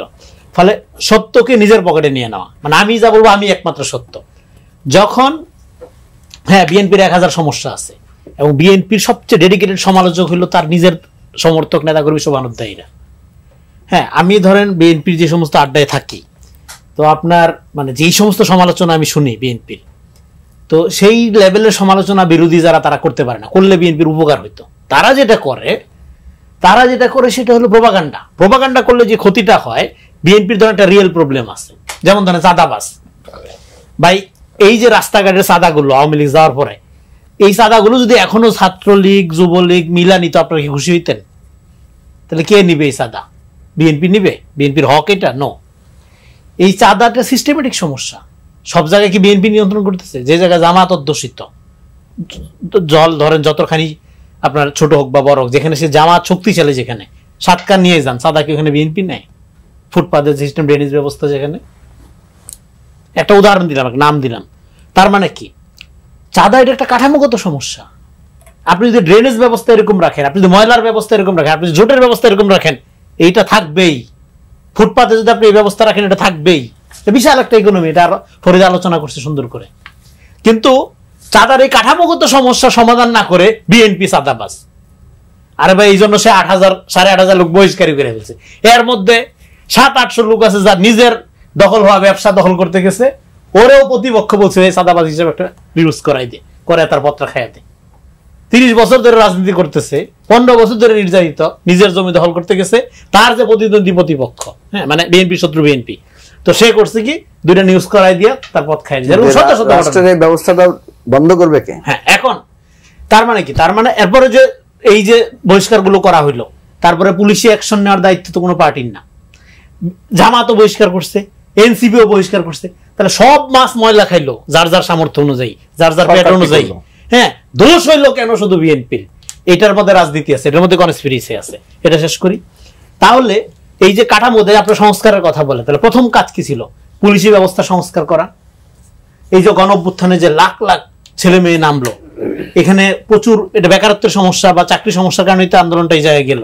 তারপরে সেখান থেকে একটা কুইক রিক্রুটমেন্টে যাইতে পারতেন তো, এবং তারা আরো আন্তরিকতার সহিত, আরো সততার সহিত এই আইন শৃঙ্খলা অবস্থাটা ঠিক করতে পারতো। পুলিশ সংস্কার, এই যে ড্রেস বিদায় এর সময় একটা, হ্যাঁ আপনার কি বল, ড্রেস নিয়ে বিতর্ক হয়েছে, এক নতুন ড্রেস একটা ধরাই দিছে। তো আপনার তার মানে কি, যে জায়গায় আপনার ফোকাস দেওয়া দরকার সেটা আপনি দিচ্ছেন আসলে দেয়নি, না দিয়ে করছেন কি আপনি? ন্যারেশনটা কি? বিএনপি সাদাবাজ, জামাত যুদ্ধ অপরাধী, এনসিপি লুটতারাজ, ভালোকে এনজিও প্রজাতন্ত্রী বাংলাদেশ সরকার। তার মানে এই দেশটাকে রাজনীতি শূন্য করে একটা হামিদ কারজাই মডেলের দিকে নিয়ে যাওয়া, হ্যাঁ, এবং সেখানে প্রক্সি হিসাবে বিভিন্ন ভুইফোর রাজনৈতিক সংগঠনকে, ভুইফোর বলবো যে যারা এতদিন বিভিন্ন দলের আশ্রয়ে ছিল, যখন যে দলের আশ্রয় সুবিধা ছিল সেই দলের আশ্রয়ে থেকে ছিল, এখন আজকে তারাই হ্যাঁ সরকার গঠন করবে। এবং মঞ্জু ভাই এর আগের আলোচনায় আমরা একই সাথে ছিলাম, বলছে যে যারা একসময় দেশটা চাই নাই, তারাই আজকে দেশ পরিচালনা করে আপনার সিঙ্গাপুর বানাই দিবে। আমি বলতে তারেক রহমানকে ধন্যবাদ দেওয়া উচিত যে উনি সিঙ্গাপুর মালয়েশিয়ার স্বপ্ন দেখায়নি, উনি বাংলাদেশের স্বপ্ন দেখাইছে। আমরা তো এইটাই চাই, এই যে অতি কথন, হ্যাঁ আপনি অমুক জায়গার টিকিট ধরাই দিবেন, তমুক জায়গায় নিয়ে যাবেন, আমার কোথায় নিয়ে যাওয়ার দরকার নেই।